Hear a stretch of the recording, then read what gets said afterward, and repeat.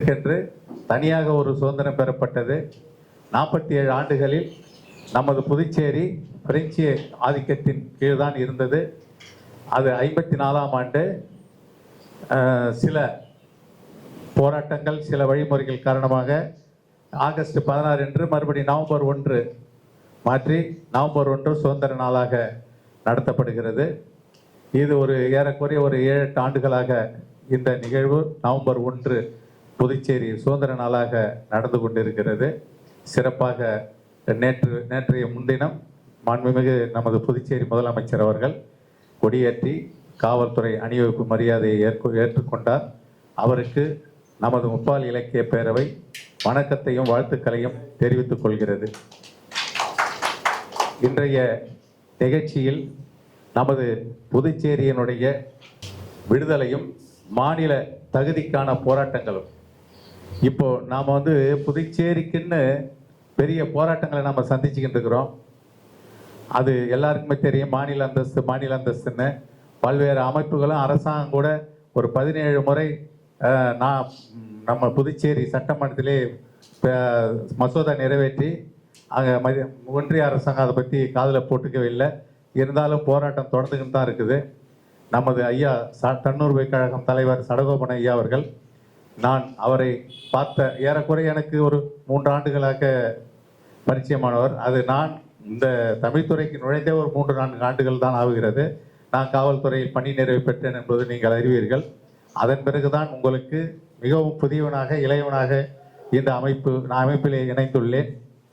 இப்பொழுது நமது இந்த அமைப்பு முன்பு சிந்தனையாளர்கள் பேரவை என்ற பெயரில் ஏறக்குறைய 15 ஆண்டுகள் செல்வம் அவர்களால் பாவேந்தர் பேரன் செல்வம் அவர்களால் மிக சிறப்புற எழுச்சியாக நடைபெற்றது.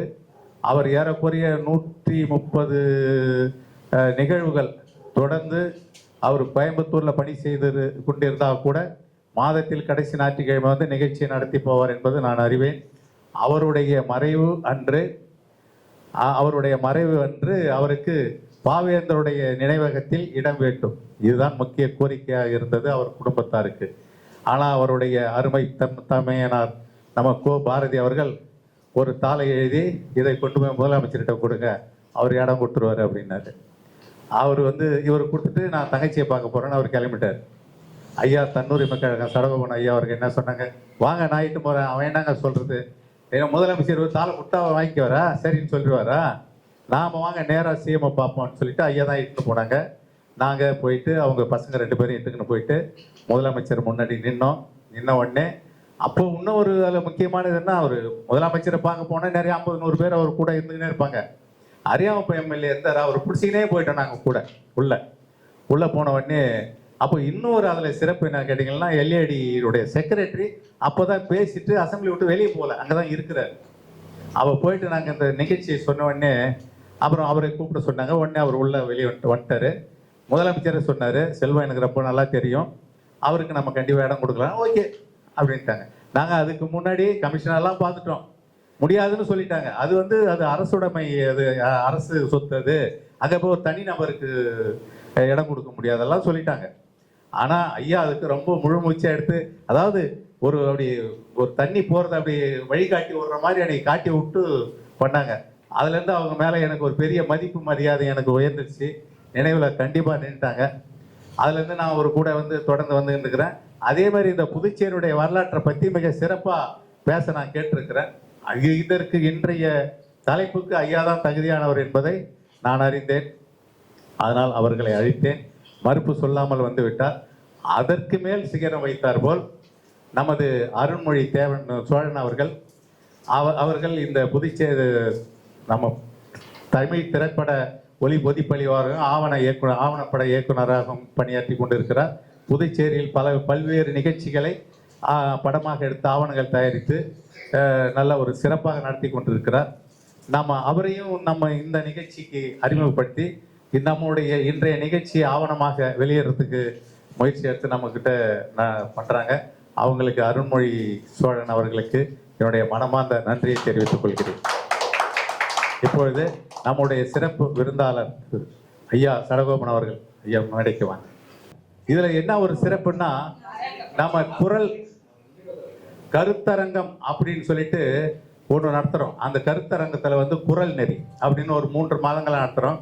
அதில் வந்து நம்ம அமைப்பை சேர்ந்தவங்க 3 பேரும், வெளியிலேருந்து ஒருத்தர், 4 பேராக நாம் வந்து ஒவ்வொரு மாதமும் ஒவ்வொரு அதிகாரம் ஒவ்வொருத்தருக்கு கொடுத்து அந்த அதிகாரத்தை வந்து அதனுடைய விளக்கங்களை சொல்கிறாங்க. அதற்காக அவங்களுக்கு நாம் வந்து ஒரு விருது கொடுக்குறோம். அனைவருக்கும் எனது நன்றி கலந்த வணக்கத்தையும் நன்றி தெரிவித்துக் கொள்கிறேன். கவிச்சுடர் குமரவேல் அவர்கள். அனைவருக்கும் இனிய மாலை வணக்கம். புதுச்சேரியின் அருமைகளும் பெருமைகளும் கவியரங்கத்தினுடைய தலைப்பு. இது ஒரு மரபு பாடல், தரவு கொச்சக கலிப்பா என்கின்ற வகையிலே. புதுச்சேரி அருமைகளும் பெருமைகளும் அறிவோமா? புதுச்சேரி நாகரிகம் பழமையான நாகரிகம், அரிக்கமேடு நாகரிகம் ஆச்சரியம் ஊட்டிடுமே. சரியாக சொன்னாலே சரித்திரமும் புரிந்திடுமே. அரிக்கமேடு நாகரிகம் ஆச்சரியம் ஊட்டிடுமே, சரியாக சொன்னாலே சரித்திரமும் புரிந்திடுமே. புதுச்சேரி துறைமுகமே புகழ்பெற்ற துறைமுகமா? புதுச்சேரி தமிழ்நாடு ரோமானியர் கிரேக்கமுமே பொது வணிகம் புரிந்தனரே, சான்று பல கிடைத்தனவே. இதுதானே புதுச்சேரி பெருமை மிகு வரலாறு. இடைப்பட்ட காலத்தில் தமிழ் மன்னர் ஆண்டனரே, தடையின்றி தமிழினமே தகைமையுடன் வாழ்ந்ததுமே. பகை கொண்ட பிரான்சிடம் தலைவணங்க நேர்ந்ததுவே, எடை போட தவறியதால் இடையினில் அடிமை வாழ்வு. எடை போட தவறியதால் இடையினில் அடிமை வாழ்வு. சித்தர்கள் வாழ்ந்த பூமி சிறப்பு பல நிறைந்த பூமி. சித்தர்கள் வாழ்ந்த பூமி சிறப்பு பல நிறைந்த பூமி. 10 ஆண்டு பாரதிக்கு புதுவாழ்வு தந்த பூமி. 10 ஆண்டு பாரதிக்கு புதுவாழ்வு தந்த பூமி. எத்தனையோ படைப்புகளை இத்தரையில் படைத்தாரே. எத்தனையோ படைப்புகளை இத்தரையில் படைத்தாரே. முத்தான பாவேந்தர் முகிழ்ந்ததுமே புதுச்சேரி. அழகான கட்டமைப்பில் அமைந்ததுவே புதுச்சேரி. பழமையான பண்பாடு நிறைந்ததுவே புதுச்சேரி. அழகான கடற்கரையும் அரவிந்தர் ஆசிரமும் பழங்கால கோயில்கள் புதுச்சேரி புகழ் கூட்டும். இந்தியாவின் விடுதலைக்கு இயல்பான பங்குண்டு. இந்தியாவின் விடுதலைக்கு இயல்பான பங்குண்டு. வந்தாரை வாழ வைத்து பார்த்ததிலே பாங்குண்டு. வந்துதித்த புரட்சியாளர் வாழ்வினிலே சிறப்புண்டு. எந்நாளும் புதுவைக்கு யாங்கனுமே புகழுண்டு. நன்றி, வணக்கம். அனைவருக்கும் மாலை வணக்கம். புதுச்சேரியின் அருமைகளும் பெருமைகளும். அழகிய கடற்கரையை கொண்ட நகரம். கடற்கரை காந்தி சிலையால் மேலும் அழகு. நேர்கொண்ட வீதிகள், சீர்கொண்ட கட்டிடங்கள் அழகு. அமைதி பூங்கா பெயர் தாங்கிய ஊர் இது. சித்தர்கள் வாழ்ந்த புண்ணிய பூமி இது.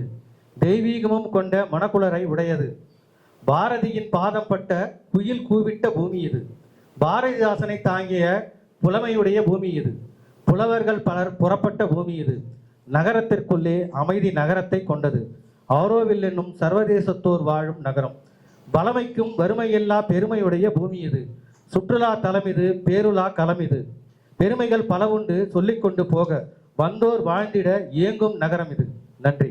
முப்பால் இலக்கிய பேரவை கூட்டத்தினை நடத்தி கொண்டிருக்கும் நிர்வாகிகள், கூட்டமைப்பாளர்கள், கவிஞர் பெருமக்கள் அனைவருக்கும் எனது நன்றி கலந்த வணக்கத்தை தெரிவித்துக் கொள்கிறேன்.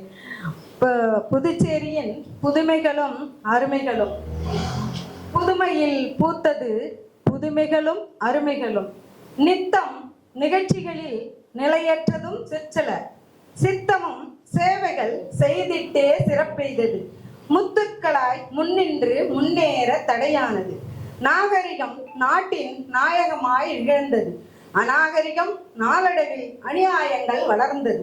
ஜனநாயகம் சவால்களால் சாகசங்கள் செய்தது. மனிதநேயம் மன நிறைவற்று மாசுக்கள் மலராயினது. புதுவை சட்டங்கள் பெண்ணுரிமைகள் தந்தது. பழமைகள் மாற்றப்பட்டு மறுமலர்ச்சிகள் வளர்ந்தது. விழிப்புணர்வு மையங்கள் விரிவாக்கம் வழங்கியது. கழிவுப் பொருளகற்ற வேலை வாய்ப்பும் தந்தது. விடுதலை வீரர்களுக்கு விழாக்கள் எடுத்தது. பாட்டுக்கு ஒரு தலைவர் பாரதி, பாரதிதாசனுக்கு சிலை அமைத்தது.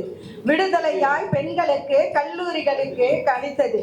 பாடுபட்டு முன்னேற தொழில் பயிற்சியும் வழங்கியது. சுயவாய்ப்பு வேலைக்கு வங்கி கடன் உதவி தந்தது. அயராமல் உழைக்க பயிற்சிகளும் தருகிறது. மாய வலையில் உழலும் ஊனமுற்றோருக்கு நிதி உதவியும் அளிக்கிறது. கயல் போல உழைக்க 3 சக்கர வாகனங்களும் தருகிறது. புதுச்சேரி கலைகளை புதுப்பித்து விருதளிக்கிறது. நிதிச்சரிவால் நிறுத்தப்பட்ட பாவலர்களுக்கு விருது வேண்டுமென கேட்கின்றோம். சாதனையாளர்களை உருவாக்க கவியரங்கம் நிறைய உருவாகிறது. வேதனையின்றி வளமாக சரித்திரமாய் நூலாக்கப்படுகிறது என்று கூறிக்கொண்டு என் உரையை முடிக்கின்றேன். நன்றி. முப்பால் இலக்கிய பேரவை கடந்த மாதங்களாக ஒவ்வொரு மாதமும் ஞாயிற்றுக்கிழமை கடைசி ஞாயிற்றுக்கிழமை நிகழ்ச்சி நடந்து வந்தது. இந்த மாதம் முதல் ஞாயிற்றுக்கிழமை தொடங்கி இருக்கிறார்கள். இது இனி வரும் காலங்களில் சிறப்பாக அமைய என்னுடைய மனமார்ந்த வாழ்த்துக்களை தெரிவித்துக் கொள்கிறேன். கவிதை: புதுச்சேரியின் அருமைகளும் பெருமைகளும். எழில் கொஞ்சி விளையாடும் எங்களின் பெருமையான யூனியன் பிரதேசமே, திசைகள் 4 போன்று மாஹே, ஏனாம், காரைக்கால் உள்ளடக்கிய புதுவை பிராந்தியம். இயற்கையான மூலிகை சூழலுடன் சித்தர்கள் வாழ்ந்த ஆன்மீக பூமியாகுமே. பண்டைய கால வரலாற்றில் இடம் பிடித்த அரிக்கமேடு வாணிப நகராகுமே. குடும்பத்தினர் கவலைகளை போக்கிடும் நீல நிற அழகு கடற்கரையாகுமே. திருநள்ளார் சனீஸ்வர பகவானும் மணக்குள விநாயகரும் புதுவையின் அழியா புகழாகுமே. பிரெஞ்சு கலாச்சாரத்தால் உருவான உயரமான கதவுகளும் சுவர்களும் பாரம்பரியத்தின் அடையாளமே. உலகத்தில் உள்ள அனைவராலும் தேடப்படும் புதுவை சுற்றுலாவின் சொர்க்கபுரியாகுமே. வாழ்வின் மன அமைதியை விரும்புவோருக்கு அரவிந்தர் ஆசிரமம் வரமாகுமே. சிறுவர் முதல் பெரியவர் வரை அறிவு பெட்டகம் பெற ரோமன் ரோலர் நூலகமாகுமே. விடுதல் வேள்விக்காக போராடிய முண்டாசு கவி பாரதி வாழ்ந்த புண்ணிய தலமாகுமே. பின்னி பிணைந்த தமிழ்நாட்டவரும் வியாபாரம் செய்வது ஞாயிற்றுக்கிழமை வார சந்தையாகுமே. நேர்த்தியான கட்டிடங்களும் நேர்கோட்டில் அமைந்த சாலைகளும் அழகிற்கு உதாரணமாகுமே.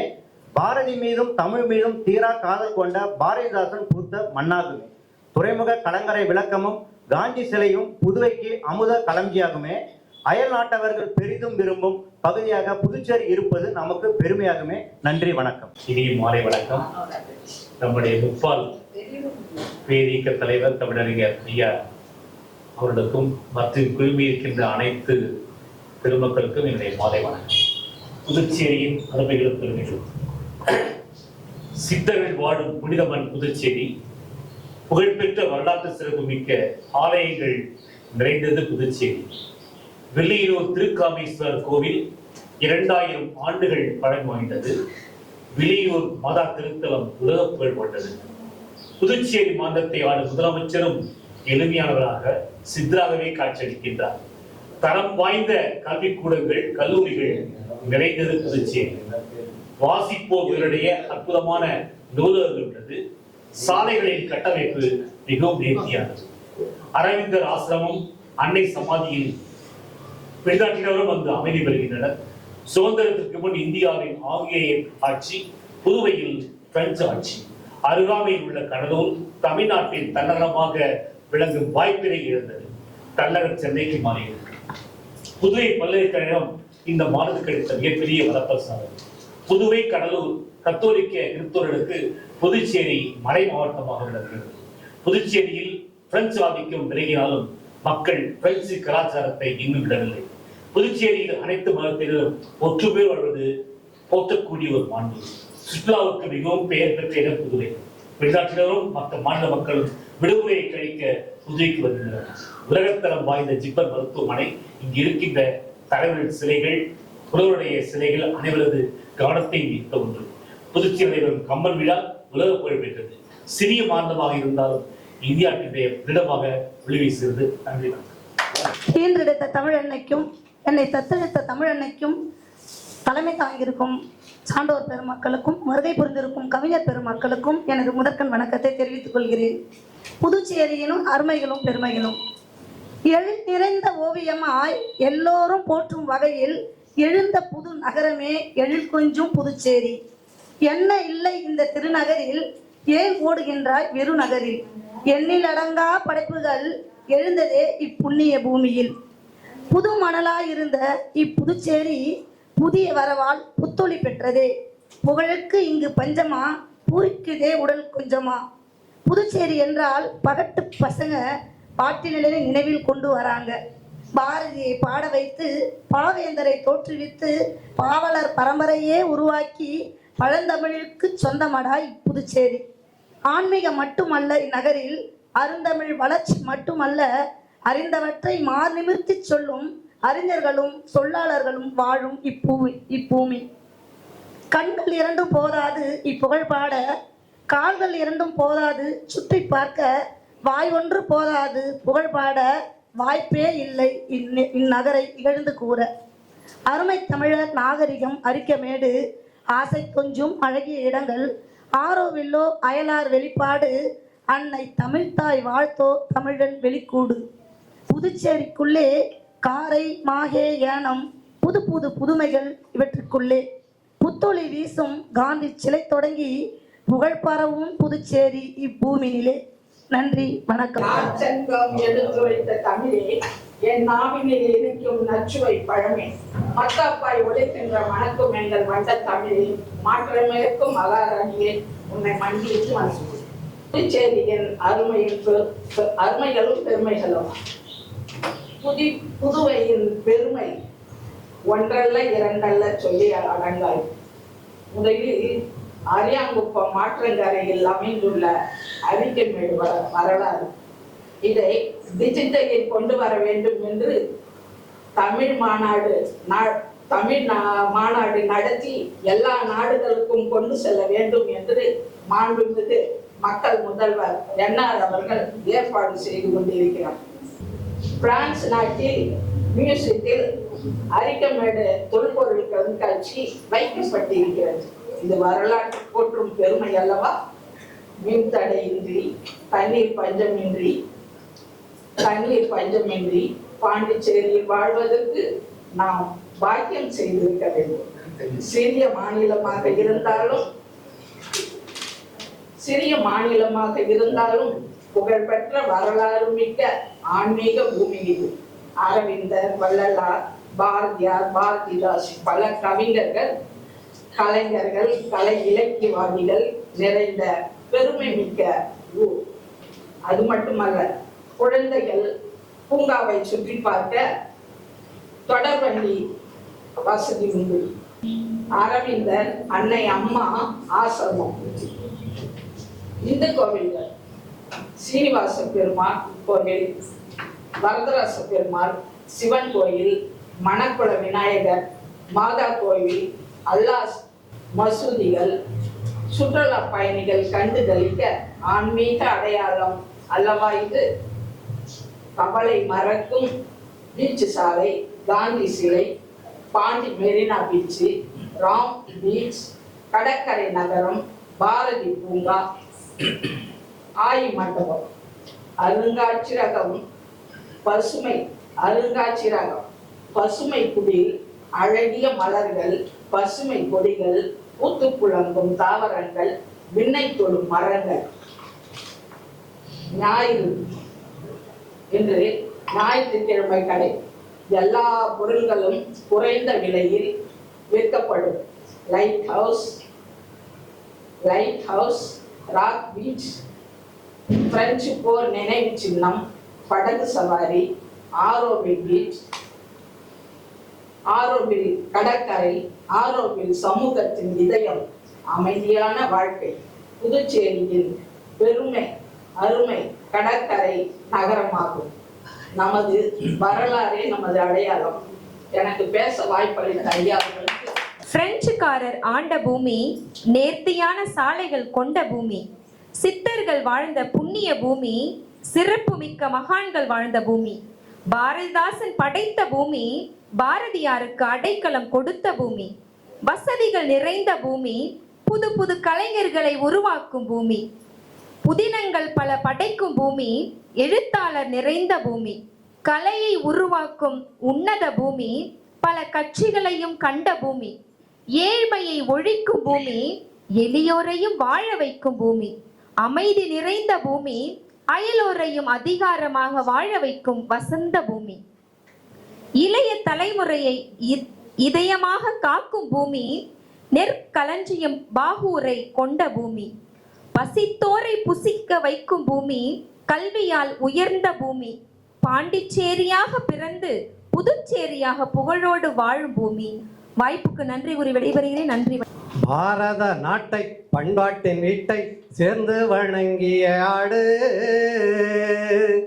பாரத நாட்டை பண்பாட்டின் வீட்டை சேர்ந்து வணங்கிய ஆடு செம்மாந்து தலை நிமிர்வோடு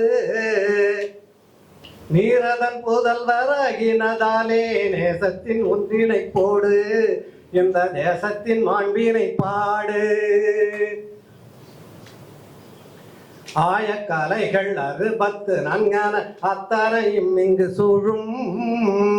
ஆயக்கலைகள் 60 நன்கான அத்தனையும் இங்கு சூழும். அஷ்ட சித்தியுடன் போலிவாகும் தூய நெறிகளும் தொன்மை வழிகளும் நேயமுடன் பழந்தோங்கும். இந்த ஞானமே அன்புடன் வாழும். ஆண்டவர் நல்லறம் பூண்டவர் ஆட்சியால் ஆனந்த வாழ்வினை நாட்டி. ஆண்டவர் நல்லறம் பூண்டவர் ஆட்சியால் ஆனந்த வாழ்வினை நாட்டி.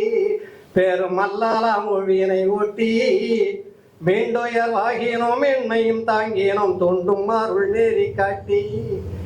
எஞ்ஞான்றும் சமத்துவம் கூட்டி பற்பல ஆடைகள் பல்வேறு மொழிகள் பல்வகை உணவில் பேதம்.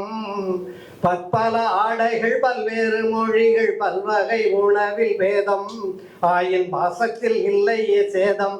ஆயின் பாசத்தில் இல்லையே சேதம். எல்லோரும் ஓரினம் எல்லோரும் ஓர் மதம் என்பதே எங்களின் வேதம். எல்லோரும் ஓரினம் எல்லோரும் ஓர் மதம் என்பதே எங்களின் வேதம். இந்த லட்சியமே சங்கநாதம். நீரும் நிலமும் நீள்வெளி காற்றும் நித்திலமும் பொதுவாகும். நீரும் நிலமும் நீள்வெளி காற்றும் நித்திலமும் பொதுவாகும். எண்ணும் நெஞ்சங்களே இனிதாகும். சேரும் மரம் பொருள் இந்த விளைவிக்கும் சிந்தனையோடெங்கள் நேசம். சேரும் மரம் பொருள் இந்த விளைவிக்கும் சிந்தனையோடெங்கள் நேசம். இன்பம் சூழ்ந்து உயர்ந்திடும் தேசம். பக்தி நெறியினை பற்றிய மதங்கள் பற்பலவும் இங்கு தோன்றி. பக்தி நெறியினை பற்றிய மதங்கள் பற்பலவும் இங்கு தோன்றி. அயல் நாட்டு மதங்கள் வேரூன்றி. அயல் நாட்டு மதங்கள் வேரூன்றி. ஒத்திசை ஓடும் ஒன்றினை போடும். ஒத்திசை ஓடும் ஒன்றினை போடும். ஓங்குது பாரத தேசம். ஓங்குது பாரத தேசம். எந்த ஒப்புரவே என் சுவாசம். பாரத நாட்டை பண்பாட்டின் வீட்டை சேர்ந்து வணங்கிய ஆடு செம்மாந்து தலை நிமிர்வோடு நீரதன் புதல்வராகினதாலே தேசத்தின் ஒன்றினை போடு இந்த தேசத்தின் மாண்பினை பாடு. நன்றி, வணக்கம். அனைவருக்கும் வணக்கம். சங்கத்தமிழ் இலக்கிய பூங்கா தலைவராம் திருவள்ளுவரை வணங்கி, செயலராம் பாரதிதாசனை வணங்கி, அன்னை தமிழ்தாயை வணங்கி என்னுடைய கவிதையை வாசிக்கிறேன். புதுச்சேரியின் பெருமைகளும் மறுபடியும் பெருமையிலும் போட்டு வச்சுக்கிறேன். புதுவை எங்கள் புதுவை, புதுமை மிக்க புதுவை. பாரதி தன்னை பதித்தெடுத்த பசுமை மிக்க புதுவை. பாரதிதாசனை வளர்த்தெடுத்த பாசம் மிக்க புதுவை. அரவிந்தர் தன்னை அறிய வைக்கும் அழகு மிக்க புதுவை. இயற்கை கொண்ட கடற்கரை எழில் கொஞ்சும் புதுவை. எழில் மிக்க இனிமை கவிஞரை எடுத்து காட்டும் புதுவை. பாரத தாயின் பாசம் தன்னை பகிர்ந்து வாழும் புதுவை. இலக்கியம் மிக்க கவிஞர்களை எழுச்சி கொடுக்கும் புதுவை. நன்றி. பொறையூர் ஜிபி பிரதர்ஸ் இணைந்து நடத்தும் 17வது மாத நிகழ்வுக்கு தலைமை தாங்குகின்ற ஐயா கலியபெருமாள் அவர்களுக்கும் மற்றும் இங்கே புதிய விருந்தினராக வந்துள்ள அனைத்து பெருமக்களுக்கும் கவிஞர்களுக்கும் என் முதற்கண் வணக்கத்தை தெரியப்படுத்திக் கொள்கிறேன். புதுச்சேரியின் அருமைகளும் பெருமைகளும். புதுச்சேரி வரலாறும் புரட்சிக்காரர் ஆட்சியும் புதுவை மக்கள் அறிந்ததே ஆனந்தரங்கர் தினசரிதையே. புதுவை அருமை பெருமைகள் உலகறிய வைத்தவர் பேரறிஞர் வரலாற்று நிபுணர் ஷுரோ துப்ராய். புதுச்சேரி யூனியன் பிரதேச மகிமையை அறிய புரிந்திருக்க பண்டைய பொருட்களை அழிக்க வேண்டிலும் சோழர் காலத்து நாணயங்கள் திருபுவனையிலும் செப்பேடு காசக்குடி கல்வெட்டு பாகூரிலும் உள்ளது. இந்து கிறிஸ்துவர் முகமதியர்கள் இங்கு வாழ்ந்து 5 மொழி பேசும் மாநிலமாய் ஒன்றுபட்டுள்ளதும் மதப்பிணக்கின்றி கலவரமின்றியும் ஒருமையுடனும் மதசார்பற்ற புதுச்சேரி மானுடன் தழைப்பது பெருமையே. புரட்சி கவிஞர் பாரதிதாசன் பெருவாழ்வு பெற்ற இடமும், புரட்சிக்கணல் வாவேசு ஐயரின் திட்டக்கூடமும், மகாகவி பாரதியாரின் கவிதையில் பிறந்த இடமும், மகான் அரவிந்தரின் ஆன்மீக நெறி துவங்கியதும் அருமையே. அயலார்க்கும் அருள் புரியும் மணக்குல விநாயகர், அன்னை தேவாலயம், ஜமாய் மசூதியும் பார்க்க பெருமையே. பன்னாட்டு நகரமே பார்போற்றும் ஆரோடு, எந்நாட்டு மக்களும் இங்கேதான் மின்னுவர். முத்தரையர் ஊரிலே ஆய்குளம் நல் மருந்தாம், சொத்தாக தந்தாலே ஆயம்மாள் நன்னீராம். ஊசி வெட்டிய உசுட்டேரி பறவைகள் சரணாலயம், பாசி பிடித்த கரையோரம் துள்ளியோடு கெண்டை மீனழகாம். சனி பகவான் அருள்வார் ஒரு நாளும், புனிதமான காரைக்கால் அம்மை ஆசியுடனும், ஆண்டுதோறும் பொலிவுடன் மாங்கனி திருவிழாவும், எண்ணில் அடங்காதோர் வருகை பெருமையாம். கலைஞர்கள் கொஞ்சி விளையாடும் அற்புதம் பூமி, கவிதை படைப்புகள் ஊற்றெடுக்கும் கவிஞர்கள் பூமி, இயற்கை பசுமையூட்டும் தாவரியல் பூங்கா, இனிய தோழியுடன் நடக்கும் பாரதி பூங்கா இதுவே. புதுச்சேரி முதல் கவர்னர் பிரான்சுவா மார்டின் பாரம்பரிய கட்டிடங்கள் நேரான வீதி வடிவமைத்தவர் அவரே. பிரசித்திய கலாச்சார ஜன்னல் என்று நேருவும் புன்னகையுடன் அன்பாய் புகழ்ந்தாரே அன்றே.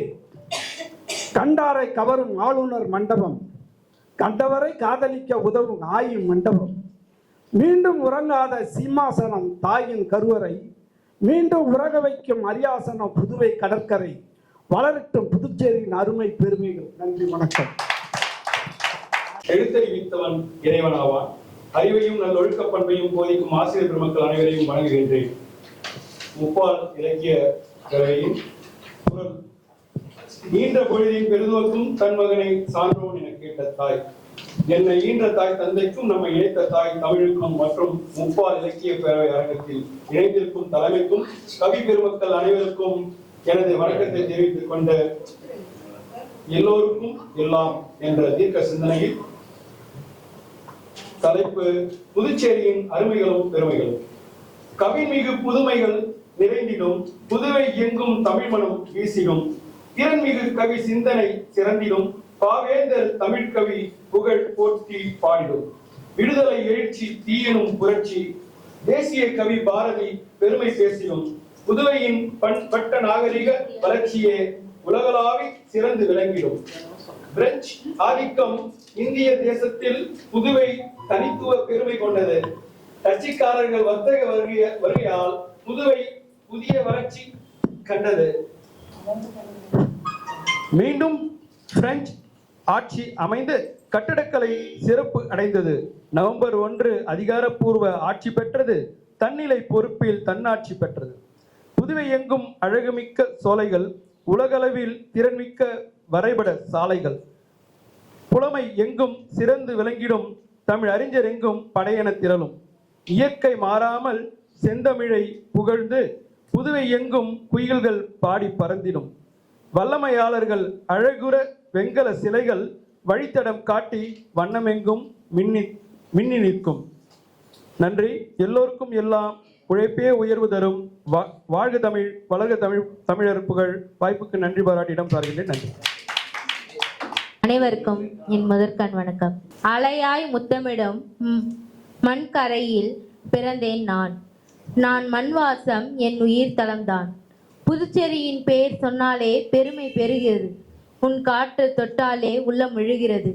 பிரெஞ்சு நாட்டு விதிகள் பழமை பேசும் தமிழ், இதயம் புதுமை சேர்க்கும் பாரதியின் வரிகள், காற்றின் பாடும் சுதந்திரத்தில் ஒளியின் நெஞ்சி வலிக்குது, ஆரோவிலின் அமைதியும் ஆன்மாவும் தழுவுகிறது.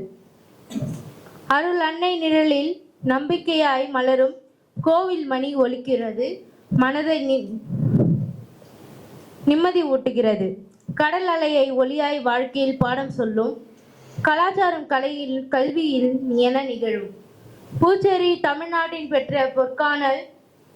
இங்கு இங்கு அனைத்தும் மொழிகளின் கலந்தாலும் அனைத்து இதயங்களும் ஒன்றாகும். இங்கு மக்கள் வாழ்வது அன்பில் நெறியாகும். என் சுவாசத்தின் முன்மன்மாசம் கலந்த என் கனவுகளின் உன்வாசம் நிகழும். ஓ புதுச்சேரி நீ என்று சொன்னாலே பெருமை என்னும் உயிர் நதி உன்னை போல் பாடுவது என் வாழ்க்கை கவிதை. நன்றி.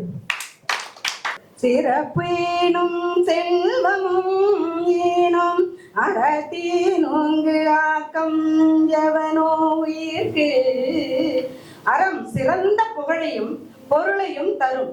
அதுவே அறத்தை காட்டிலும் உயிர்களுக்கு பயனளிப்பது வேறொன்றும் இல்லை. அறத்தீனுங்கு ஆக்கமும் இல்லை, அதனை மறத்தீனும் ஓங்கில்லை கேடு.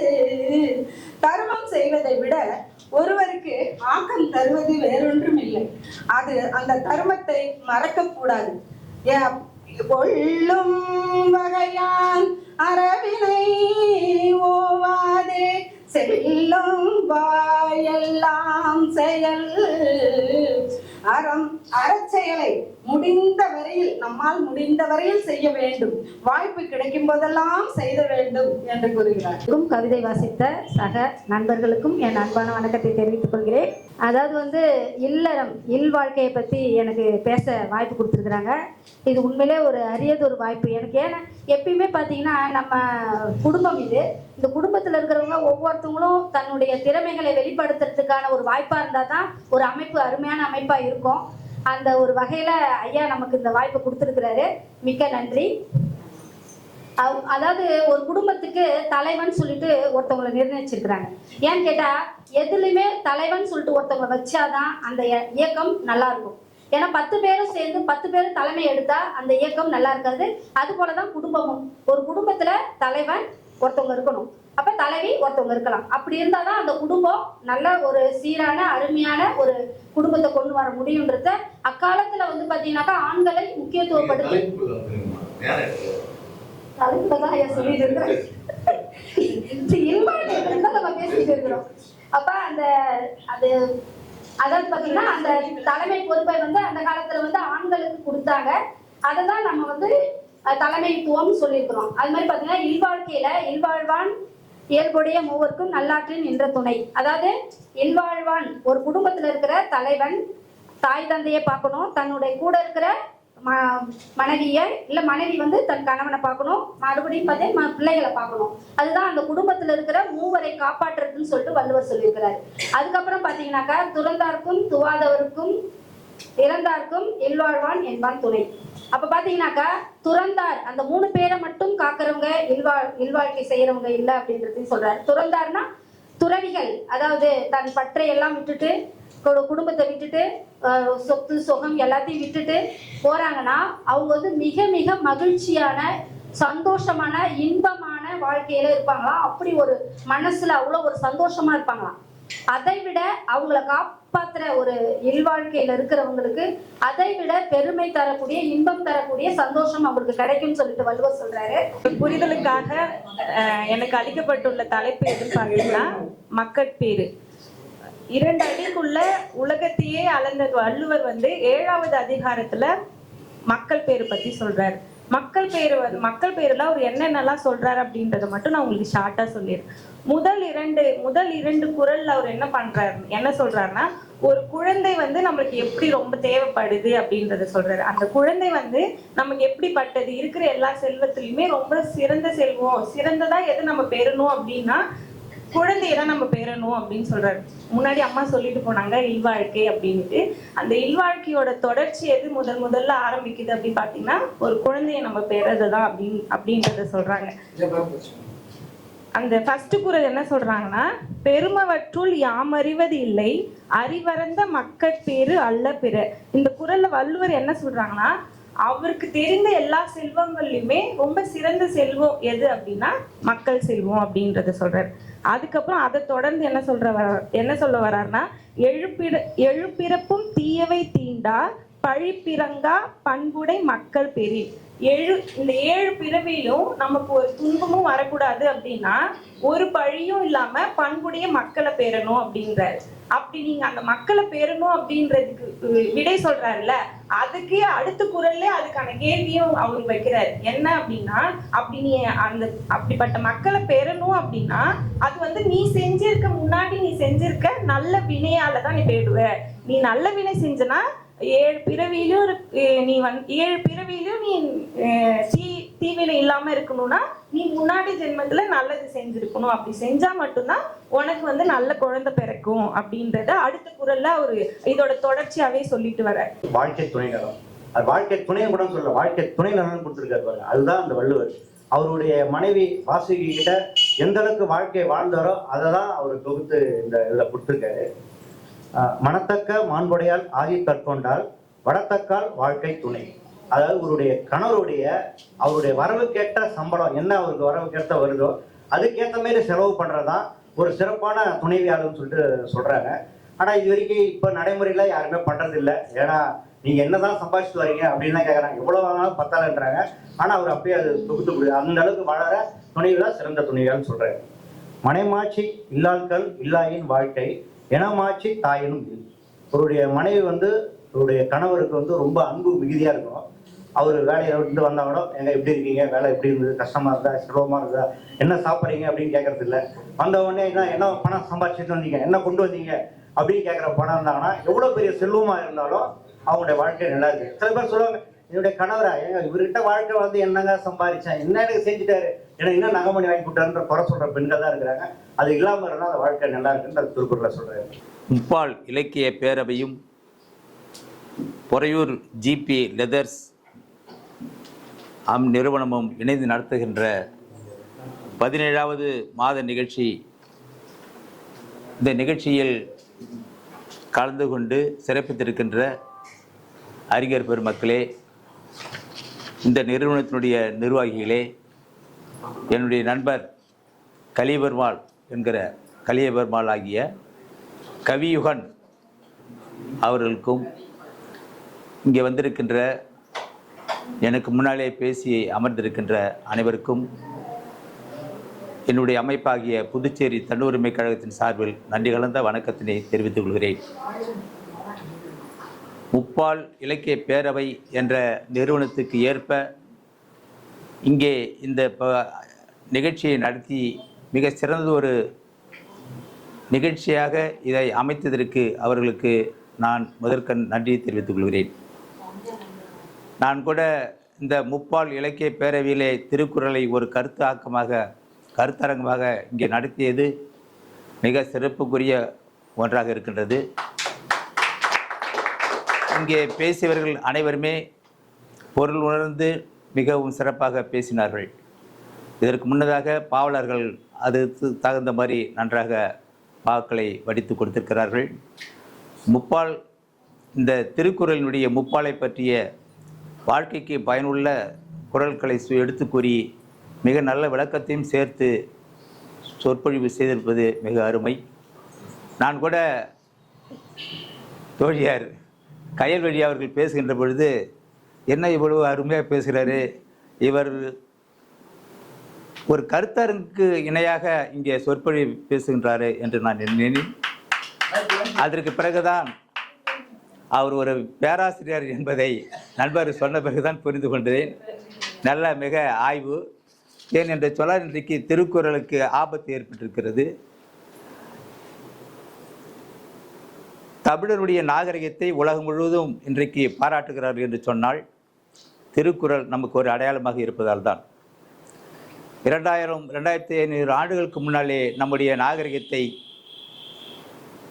போற்றி புகழ்ந்த, உலகெங்கும் போற்றி புகழ்ந்த ஒரு நேரத்திலே இன்றைக்கு அதனுடைய செப்பமாக இன்றைக்கு வழிநடத்தி கொண்டிருக்கின்ற தமிழ் இலக்கிய பாவலர்கள் புலவர்கள் எல்லாம் அதனுடைய நீட்சியாக திருக்குறளை எடுத்துக்கொண்டு செல்கின்ற நேரத்திலே திருக்குறள் ஒரு ஆன்மீகமாக ஒரு நூல் என்று நிறுவுவதற்காக இன்றைக்கு அரசுகள் முயன்று கொண்டிருக்கின்றன.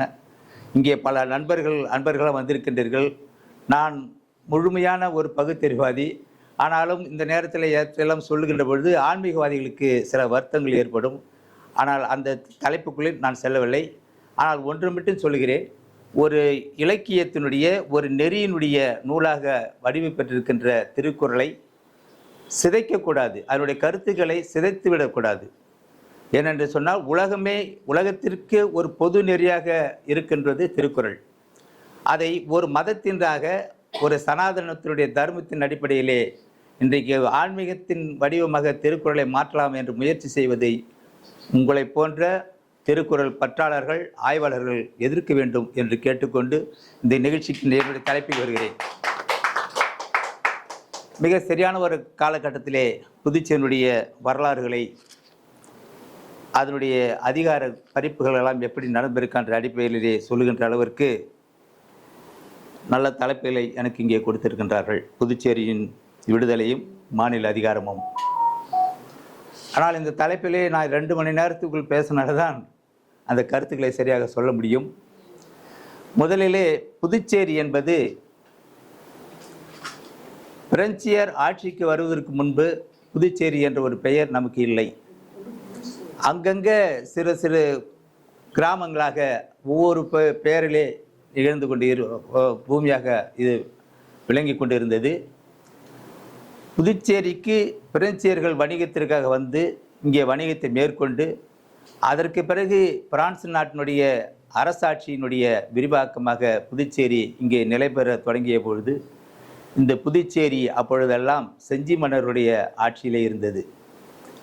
செஞ்சி மன்னரிடத்திலே விலை பேசி இந்த புதுச்சேரி வாங்கியவர்கள் டச்சுக்காரர்கள் வாங்கினார்கள். அதற்கு பிறகு அவரிடமிருந்து பிரெஞ்சுக்காரர்கள் வாங்கினார்கள். டச்சுக்காரர்கள் இந்த புதுச்சேரியினுடைய நகரத்தை வடிவமைத்து கொடுத்தார்கள். அதை செப்பம் செய்து கொடுத்தவள் பிதாமகன் என்று வரலாற்றாளர்கள் குறிக்கக்கூடிய பிரான்சுவா மார்டின் என்ற பிரெஞ்சு ஆளுநராக இருந்தவர்.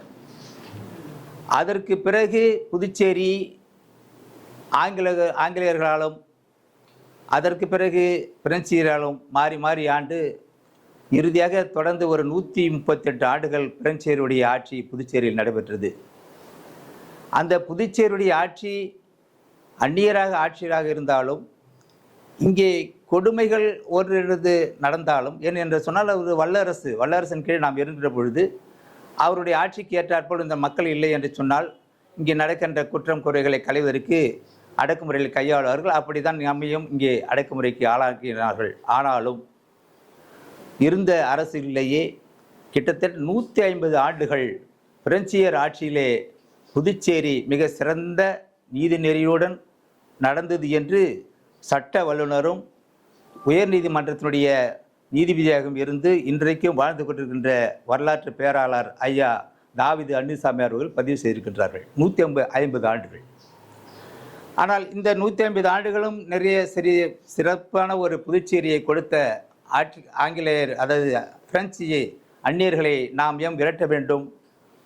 அப்பொழுது இந்தியாவினுடைய பிரிட்டிஷ் ஆட்சி 1947 வெளியேறுகிறது. மிகப்பெரிய போராட்டங்கள் எல்லாம் செய்து அங்கே வெளியேற்றுகிறார்கள். அதற்கு பிறகு இந்தியாவிலே புதுச்சேரி என்ற ஒரு 5 பகுதிகள் இங்கே இருந்து கொண்டிருக்கின்றன.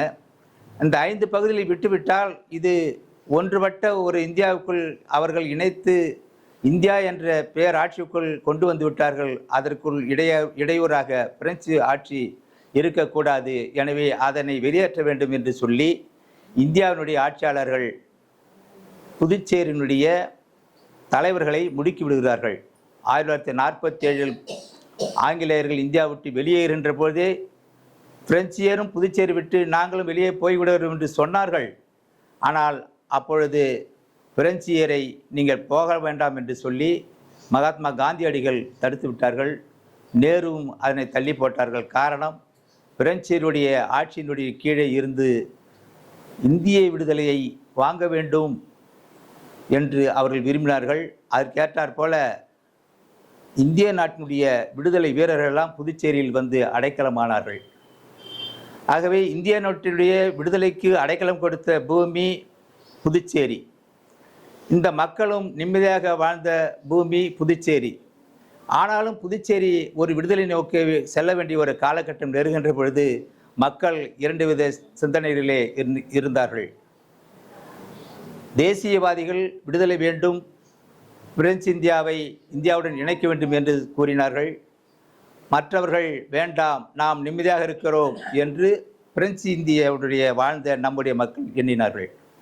புரட்சி கவிஞர் பாவேந்தர் பாரதிதாசன், நாம் இப்பொழுது நல்லாக இருக்கிறோம், நமக்கு என்ன குறை, வாக்களிக்கின்ற உரிமை இருக்கிறது, ஆண் பெண் சமத்துவம் இருக்கின்றது, எனவே நாம் ஏன் அவர்களை விரட்ட வேண்டும் என்று சொல்லி அவருக்கு பிரெஞ்சியருக்கு ஆதரவாக இருந்தார். ஆனாலும் என்ன நிலை என்று சொன்னால், 1954க்கு நான் வந்து விடுகிறேன். ஏனென்று சொன்னால் நீண்ட நேரம் போனால்தான் இதை வரலாறு சொல்ல முடியும். புதுச்சேரியுடைய விடுதலை வரலாறு என்பது 1954 தொடக்கத்தில் தான் எழுச்சி பெறுகிறது. அதற்கு முன்பாக பல போராட்டங்கள் நடக்கின்றன, அடக்குமுறைகளும் செய்கிறார்கள்.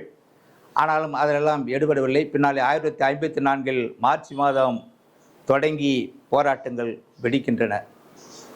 அப்பொழுது கூட எல்லோரும் எழுந்தார்கள் என்றால் இல்லை. அந்த முழு எழுச்சியும் கொண்டு வருவதற்காக நேரு, வல்லபாய் பட்டேல், தமிழ்நாட்டுடைய தலைவர் காமராஜர் போன்ற பெரும் தலைவர்கள் எல்லாம் புதுச்சேரியிலே தூதுவிட்டு ஆட்களை பிடித்து குபேரை மையமாக வைத்து இங்கே ஒரு புரட்சியை உண்டாக்கினார்கள். புதுச்சேரியினுடைய பிரெஞ்சு இந்திய வரலாற்றிலே 2 திருப்பு முனைகள் நடந்தன. ஏனென்று சொன்னால், இங்கே வந்திருக்கிறவர்கள் குறைவாக இருந்தாலும் அறிஞர்களாக இருக்கின்றீர்கள். இங்கே நம்முடைய வரலாறுகள் எல்லாம் மறைக்கப்பட்டு விட்டன. இந்த மறைந்து போன வரலாறுகளை நாம் மீட்டு சொல்லி அதனுடைய எழுச்சியை நாம் புதுச்சேரி மண்ணிலே இப்பொழுது உருவாக்கினால்தான் இன்றைக்கு இந்த காலகட்டத்திலே 1926 நடைபெற இருக்கின்ற சட்டமன்ற தேர்தலை முன்னிட்டு இங்கே களம் இறங்கி இருக்கின்ற அயலார்கள் இந்த புதுச்சேரியை விலை பேசி விடலாம் என்று சொல்லி வந்திருக்கிறார்கள் அல்லவா, அவர்களிடமிருந்து நாம் புதுச்சேரி மீட்டெடுக்க முடியும். புதுச்சேரியை சேரர், சோழர், பல்லவர், நாயக்க மன்னர்கள் இவரெல்லாம் ஆண்டார்கள். ஆனாலும் புதுச்சேரி என்ற ஒரு வடிவத்தை பிரெஞ்சுக்காரர் தான் நமக்கு கொடுத்தான். அதுவரையிலும் புதுச்சேரி என்பது இல்லை. ஆகவே அப்படிப்பட்ட ஒரு நல்ல ஒரு வடிவத்தை உருவாக்கிய பிரெஞ்சியர் அதோடு மட்டுமல்ல, இங்கே ஒரு நல்ல நிர்வாகத்தையும் கொடுத்தார்கள். அதற்கு முன்பாக இங்கே சரியான சட்டங்கள் எல்லாம் இல்லை. பிறப்பு இறப்பு சான்றிதழ் கூட பிரெஞ்சியர் வந்ததற்கு தான் புதுச்சேரியில் உருவானது. பிரெஞ்சியர் வந்ததற்கு பிறகுதான் நகராட்சிகள் உண்டாகின. பிரெஞ்சியர் வந்த பிறகுதான் மக்கள் தொகை கணக்கெடுப்பு நடத்தப்பட்டன. பிரெஞ்சியர்கள் வந்த பிறகுதான் ஆண் பெண் வாக்காளர்கள், பெண்ணுக்கு சமத்துவம் இவையெல்லாம் கொடுக்கப்பட்டது. கல்வியிலே சமத்துவம் கொடுத்தார்கள். அன்றைக்கு கூட தமிழை ஒரு பாடமாக இந்த பிரெஞ்சு அரசாங்கம் வைத்தது. எனவே இந்த அடிப்படையில் தான் அன்றைக்கு வாழ்ந்த புதுச்சேரியினுடைய முன்னணி தலைவர்களெல்லாம் பிரெஞ்சுக்காரன் நமக்கு இருந்தால் தேவலை என்று ஒரு முடிவு எடுக்கின்றார்கள். ஆனால் இங்கே என்ன நிலை என்று சொன்னால், புதுச்சேரி விடுதலையில் அப்போது தலைமையேற்று நடத்தியவர் பெருந்தலைவராக விளங்கிய மக்கள் தலைவர் சுப்பையா அவர்கள். அவர் கம்யூனிஸ்ட் கட்சியினுடைய தலைமையை, கம்யூனிஸ்ட் கட்சியின் அடிப்படையிலே இங்கே புரட்சியை உண்டாக்குகின்ற பொழுது, இந்தியாவுக்குள் ஒரு கம்யூனிஸ்ட் நாடு வந்துவிட்டால் என்ன செய்வது என்று இந்தியா மட்டுமல்ல உலகத்தினுடைய மற்ற நாடுகளெல்லாம் அதை கூர்ந்து நோக்குகின்றன. அப்படி நோக்குகின்ற பொழுது அமெரிக்கா போன்ற மற்ற நாடுகளெல்லாம் இங்கே ஒரு கம்யூனிஸ்டுக்கு இடமளித்து விடக்கூடாது என்று சொல்கிறார்கள். அப்பொழுது நேரு அதை உள்வாங்கிக் கொள்கிறார். அதன் அடிப்படையிலே கம்யூனிஸ்ட் நாடு இங்கே உருவாகாத அளவிற்கு திட்டங்கள் தீட்டப்படுகின்றன. இது ஒரு பக்கம். இன்னொரு பக்கத்தில் புரட்சிகள் அதிகமாகின்ற பொழுது முதலிலே புதுச்சேரி நகரப்பகுதியிலே இந்த புரட்சி உண்டாகவில்லை. புதுச்சேரியினுடைய அப்பால் கிராம பகுதியில் தான் இந்த புரட்சிகள் உண்டாகின்றன. 1954 ஏப்ரல் மாதம் 4ஆம் நாள் திருபுவனை கொம்யூன் என்று, இன்றைக்கு அது திருபுவனை கொம்யூன் அல்ல, மண்ணாடிப்பட்டு கொம்யூன். அப்பொழுது திருபுவனை கொம்யூன் தான் முதலிலே புரட்சி ஏற்படுகிறது.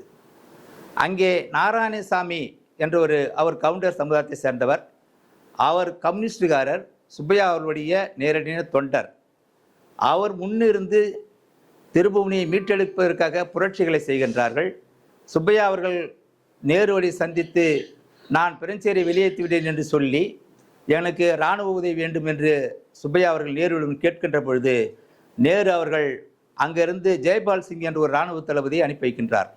அந்த இராணுவ தளபதியை வைத்து திருபுவனையில் பக்கத்தில் இருக்கின்ற கிராமங்கள், காடுகள், பனந்தோப்புகள், மாந்தோப்புகள், ஈச்சங்காடுகள் போன்ற பகுதிகளிலே பயிற்சி அளிக்கின்றார்கள். அந்த பயிற்சியாளர்களெல்லாம் ஒன்று சேர்ந்து தான் திருபுவனை மீட்டெடுக்க வேண்டும் என்று நிலையை அங்கு உருவாக்குகிறார்கள். அதற்கு தலைமையாக நாராயணசாமி இருந்தார் என்று சொன்னால் அவர் முதன்மையாக நல்ல பயிற்சி பெற்றார். எனவே அங்கு இருக்கின்ற அக்கிரமங்கள், அநீதிகளை எல்லாம் விரட்டுவதற்கு நாராயணசாமி தலைமையிலே ஒரு இளைஞர் படை உருவாக்கப்படுகிறது. அப்படி உருவாக்கப்பட்ட அந்த படை பெருகி திடீரென்று 1954 ஏப்ரல் 6ஆம் தேதியிலிருந்து ஏப்ரல் மாதம் 10ஆம் தேதி வரையிலே மிகப்பெரிய போராட்டம் நடக்கின்றது. திடீரென்று திருபுவனுடைய காவல் நிலையத்தை முற்றுகையிடுகிறார்கள். காவல் நிலையத்தை முற்றுகையிட்டு ஆயுதங்களை பறித்து பிரெஞ்சு போலீஸ் காவல்துறையெல்லாம் வெளியேற்றிவிட்டு அதற்கு பிறகு மறுநாள் திருபுவனுடைய நகராட்சியை கைப்பற்றுகிறார்கள், நகரமன்றத்தை கைப்பற்றுகிறார்கள். அதற்கு பிறகு அங்கே இருக்கின்ற கருவூலத்தை கைப்பற்றுகிறார்கள். அதற்கு பிறகு செட்டிப்பட்டு, மண்ணாடிப்பட்டு போன்ற திருபுவனை போன்ற பகுதிகளெல்லாம் சென்று அங்கே ஒரு பெரிய ஒரு படையை உருவாக்கி கொண்டு 54 ஏப்ரல் மாதம் 10ஆம் தேதி அன்று திருபுவனிலே ஒரு அரசை நிறுவுகிறார்கள். அப்பொழுதெல்லாம் கம்யூனிஸ்ட் தலைவர்கள் தலைமறைவாகத்தான் இருக்க வேண்டும். பிரெஞ்சு அரசு இங்கே வந்தால் கைது செய்துவிடும். இந்தியாவுடைய பகுதி தமிழகத்துக்கு போனால் அங்கே இந்திய அரசு கைது செய்துவிடும். ஏன்னால் தடை செய்யப்பட்ட இயக்கம் கம்யூனிஸ்ட். அப்போ கேள்விப்பட்ட சுப்பையா அவர்கள், நாம் வெளியில் இருக்கின்ற பொழுது அங்கே நாராயணசாமியோட தலைமையில் ஒரு ஆட்சி உருவாகிறது, பிற்காலத்தில் அது சிக்கலாகிவிடும் என்று சொல்லி அவர் வந்து அந்த ஆட்சியை அவர்களெல்லாம் பேசிவிட்டு அங்கே அவராலும் சமாளிக்க முடியவில்லை. எனவே அங்கே ஒரு அரசை நிறுவ வேண்டும் ஒரு கட்டாயத்துக்கு ஆளாகின்றார்கள். ஏப்ரல் மாதம் 10ஆம் தேதி அங்கே தான் முதலில் லிபரேஷன் கவர்மெண்ட் ஒன்றை உருவாக்குகிறார். இன்டரிம் லிபரேஷன் கவர்மெண்ட், இடைப்பட்ட விடுதலை அரசு. அது இந்தியாவையும் சாராது, பிரெஞ்சு அரசும் சாராது. அப்போது அந்த அரசை நிறுவுகின்றார்கள். அந்த நேரத்தில் நெட்டப்பாக்கத்திலே ஒரு புரட்சி உண்டாக்குறார்கள். அப்பொழுதெல்லாம் பிரெஞ்சு அரசுக்கு ஆதரவாக இருந்த பிரெஞ்சு நிர்வாகத்தில் தலைமையேற்று நடத்தி கொண்டிருந்த குபேருக்கும் பிரெஞ்சு ஆளுநர் பரோனுக்கும் பிரச்சனைகள் வருகின்ற பொழுது பிரான்சில் அந்த அதிகாரத்தின் மீறல் அவர் வருகின்றார் என்று சொல்லி உடனே அவரை கைது செய்ய தொடங்குகிறார்கள். அவர் தப்பித்து நெட்டப்பாக்கம், மடுகரை போன்ற பகுதிகளுக்கு சென்றுகிறார்கள். பிறகு தமிழ்நாட்டுக்கு போகின்றார். அங்கே புரட்சிகள் உண்டாக்குகின்றன. அங்கே நெட்டப்பாக்கத்திலே பாகூர், நெட்டப்பாக்கம் போன்ற பகுதிகளிலே ஒரு புரட்சி ஏற்படுகிறது. அங்கே ஒரு அரசுகளை அமைக்கிறார்கள். அந்த அரசுகள் எல்லாம் தமிழ்நாட்டு பகுதியிலே, தமிழ்நாட்டு எல்லையிலே அமைக்கப்பட்ட அரசு. அங்கே அரசு உருவாக்கி கொண்டு தான் அவர் உள்ளே வருகிறார்கள். ஆனால் திருபுவனையில் அமைக்கப்பட்ட அரசு மட்டும் நேரடியாக அந்த மண்ணிலேயே ஒரு அரசை அமைத்தார்கள். அதற்கு அந்த அரசாங்கத்தை சுப்பையா அவர்கள் சென்று அங்கே ஒரு பொறுப்பாளர் 3 பேர் கொண்ட ஒரு அமைச்சரவை குழு போன்ற ஒரு குழுவை ஏற்படுத்துகிறார்கள். நாராயணசாமி தலைவர், இன்னொரு சங்கரன் ஒருவர் அழகிய மணவாள் ரெட்டியார் என்ற இந்த 3 பேரை கொண்ட ஒரு நிறுவனத்தை, ஒரு அமைச்சரவை போன்ற ஒரு அமைப்பை உருவாக்குகிறார்கள். அவர்கள் ஆட்சி நிர்வாகம் செய்கிறார்கள். ஏறத்தாழ 2.5-3 மாத காலம் அந்த பகுதியிலே 7 கிராமங்களையும் 42 கிராமங்களையும் ஒன்றாக இணைத்து அவர்கள் செக் போஸ்ட், அதாவது சுங்கச்சாவடிகள் அமைத்தார்கள். என்னுடைய அனுமதி என்று இங்கிருந்து தமிழ்நாட்டுக்கு யாரும் போகக்கூடாது, தமிழ்நாட்டுக்கு யாரும் வரக்கூடாது. பிரெஞ்சுக்காரன் தான் சேர்த்தான், நம்ம இந்தியக்காரன் தான் சேர்த்தான். அந்த அளவுக்கு ஒரு கட்டுப்பாட்டை கொண்டு வந்து சுங்க வரியெல்லாம் போட்டு, வரி போட்டு அவடையும் நிர்வாகம் பார்த்து கொண்டு வருகிறார்கள். பிறகு அவர்களுக்குள் ஒரு யோசனை வருகிறது, இங்கிருந்து நாம் ஏன் புதுச்சேரியை கைப்பற்றக்கூடாது என்று சொல்லி கிட்டத்தட்ட 2000 போர் வீரர்களை, இளைஞர்களை எல்லாம் 10, 15, 20 வயசு 30 வயசு இளைஞர்களை உருவாக்கி கொண்டு அந்த படையை திரட்டி போய் புதுச்சேரிக்கு வருவதற்கு, இங்கே ஒரு புரட்சி செய்வதற்கு திட்டமிடுகின்ற வேறு நேரத்திலே தான் குபேருடைய ஆட்கள் அங்கே மண்ணாடிப்பட்டு, அதாவது திருப்புவனை கோம்பிற்கு சென்று அந்த அரசாங்கத்தை அடித்து உதைத்து சித்திரவதை செய்கிறார்கள். அதற்கு உறுதுணையாக இருந்தது தமிழ்நாட்டினுடைய முதலமைச்சர், அப்போ தமிழ்நாடு காங்கிரஸுடைய முதலமைச்சர் காமராஜர் அவர்கள் வந்து விடுகிறார்கள். அவருடைய இராணுவம், அதாவது நம்மளாம் பார்த்துருப்போம், மலபார் போலீஸ்னு பார்த்துருப்போம், அவன் வந்து இரும்பு தொப்பி போட்டுன்னு வருவான், அவன் பார்த்து நம்மளாம் உள்ள ஓடி வந்து, அந்த மாதிரி இராணுவத்தை 2-3 லாரிகளில் ஏற்றிக்கொண்டு, கற்களை ஏற்றிக்கொண்டு ஒவ்வொரு ஊராக அடித்து செல்கிறார்கள். அங்கே இருக்கின்ற கிராம மக்கள் எல்லாம் அவர்களை எதிர்த்து தாக்குதல் கொடுக்கிறார்கள். நாங்கள் தனித்து தான் இருப்போம், அல்லது நேரடியாக நீங்கள் இந்தியாவுடன் இணைத்துக் கொள்ளுங்கள் என்று சொல்லி கேட்கிறார்கள். அப்போது நேருடைய கவனத்துக்கு செல்கிறது. நேரு அவர்கள் அதற்கு உடன்படவில்லை. வேண்டாம் என்று எல்லோரும் சேர்ந்து ஒரே அடியாக பிரெஞ்சரை வெளியேற்றிவிட்டு இந்தியாவுக்கு வந்து இணைந்து விடுங்கள் என்று சொல்கிறார்கள். இப்படியாக அந்த போராட்டங்கள் ஈடுபட்டு செல்கின்றன.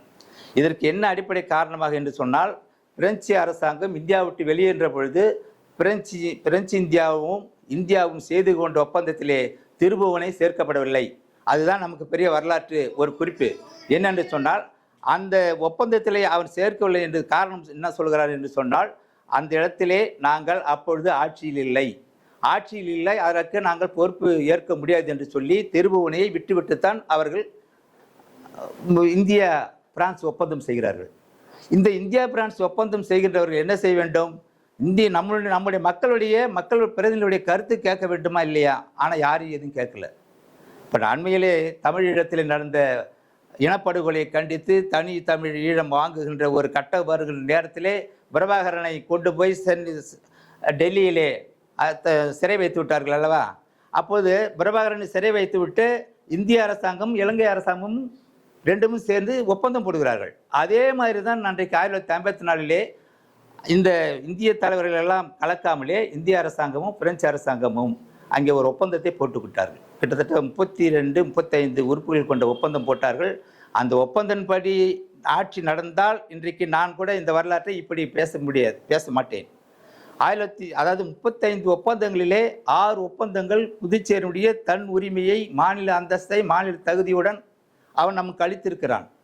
54 அவன் நம்மிடம் ஆட்சி ஒப்படைத்து வெளியே செல்கின்ற பொழுது புதுச்சேரியை இறையாண்மை மிக்க ஒரு மாநிலமாக உங்களிடம் விட்டு செல்கிறேன், என்னுடைய ஆட்சியிலே இந்த மக்களுக்கு நான் என்னென்ன செய்தேனோ அத்தனை உரிமைகளும் நலன்களும் நீங்கள் பேணி பாதுகாக்க வேண்டும் என்ற ஒரு உத்தரவாதத்தை பிரெஞ்சுக்காரன் வாங்கிவிட்டுத்தான் இந்த மண்ணை விட்டு அவன் வெளியேறுகிறான். அதனால தான் பிரெஞ்சுக்காரன் வெளியேறும் பொழுது 5000 புதுச்சேரி மண்ணின் மைந்தர்கள் அவர்கள் பின்னாலே அழுது கொண்டே கடற்கரைக்கு ஓடுகிறார்கள்.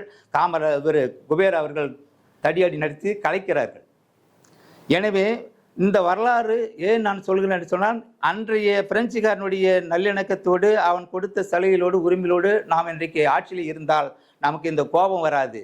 ஆனால் அந்த உரிமைகளெல்லாம் பறித்து விட்டார்கள்.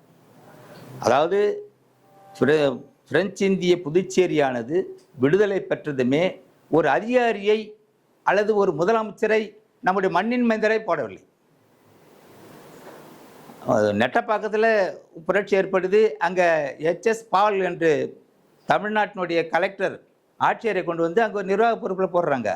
இங்கே கேவல் சிங்கம் போடுறாங்க, நீ AK நேரு போடுறாங்க, யாரோ எல்லா இடத்துலையும் அப்படி தான். ஆனால் கடைசி நேரத்திலே குபேர் எடுத்த அந்த டேர்னிங் பாயிண்ட் அவர் என்ன வேலை செய்தார்னு சொன்னால், அதாவது குபேர் பிரான்சுக்காரனுக்கு ஆதரவாக இருந்தவராக இருந்தாலும் அவர் செய்த ஒரு திருப்புமுனை என்னவென்று சொன்னால், பிரெஞ்சு இந்த பிரதேசங்களை முழு இறையாண்மையுடன் பிரெஞ்சு நாட்டு குடியரசு கீழ் கொடுத்து விடுங்கள், நான் நிர்வாகம் செய்கிறேன், இதை ஒரு தனி நாடு அளவுக்கு நான் காப்பாற்றுகிறேன் என்று சொல்லி பிரான்ஸ் நாட்டினுடைய அதிபரிடத்தில் பேசுகின்றார்கள்.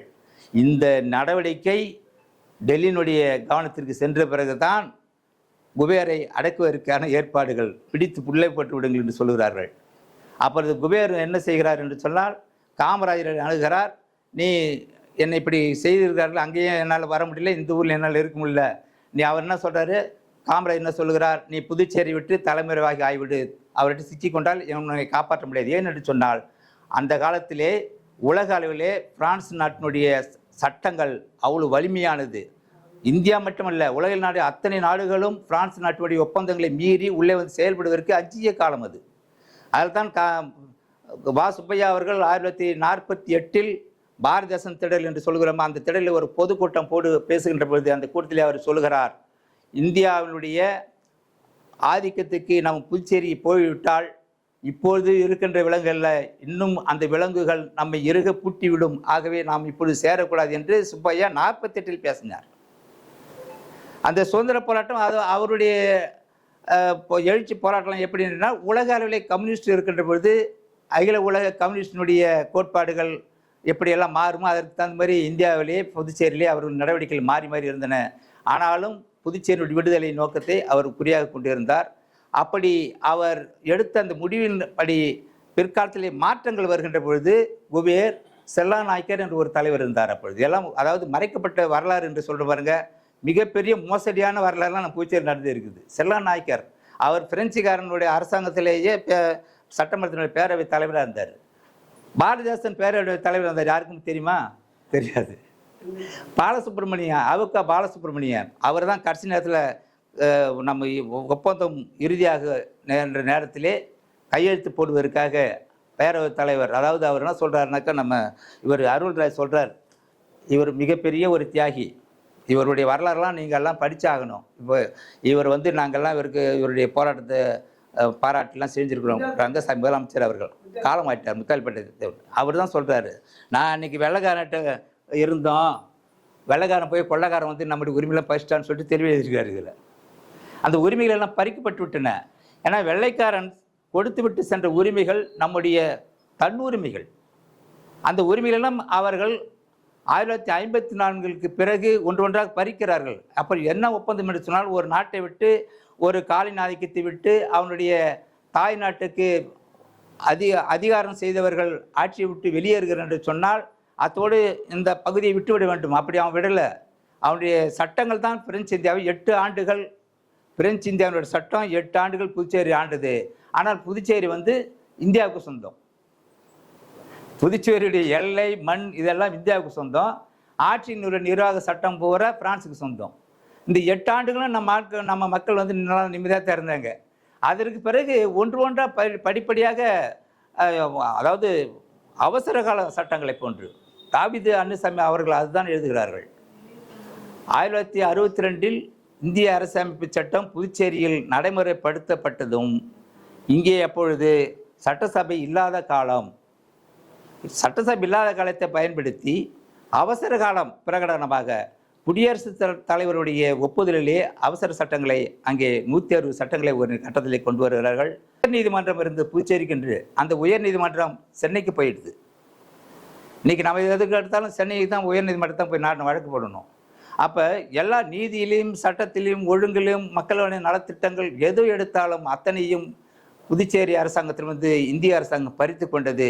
அவருடைய கையாளாக ஒரு கவர்னர் என்ற ஒரு நிர்வாகியை போட்டிருக்கிறார்கள்.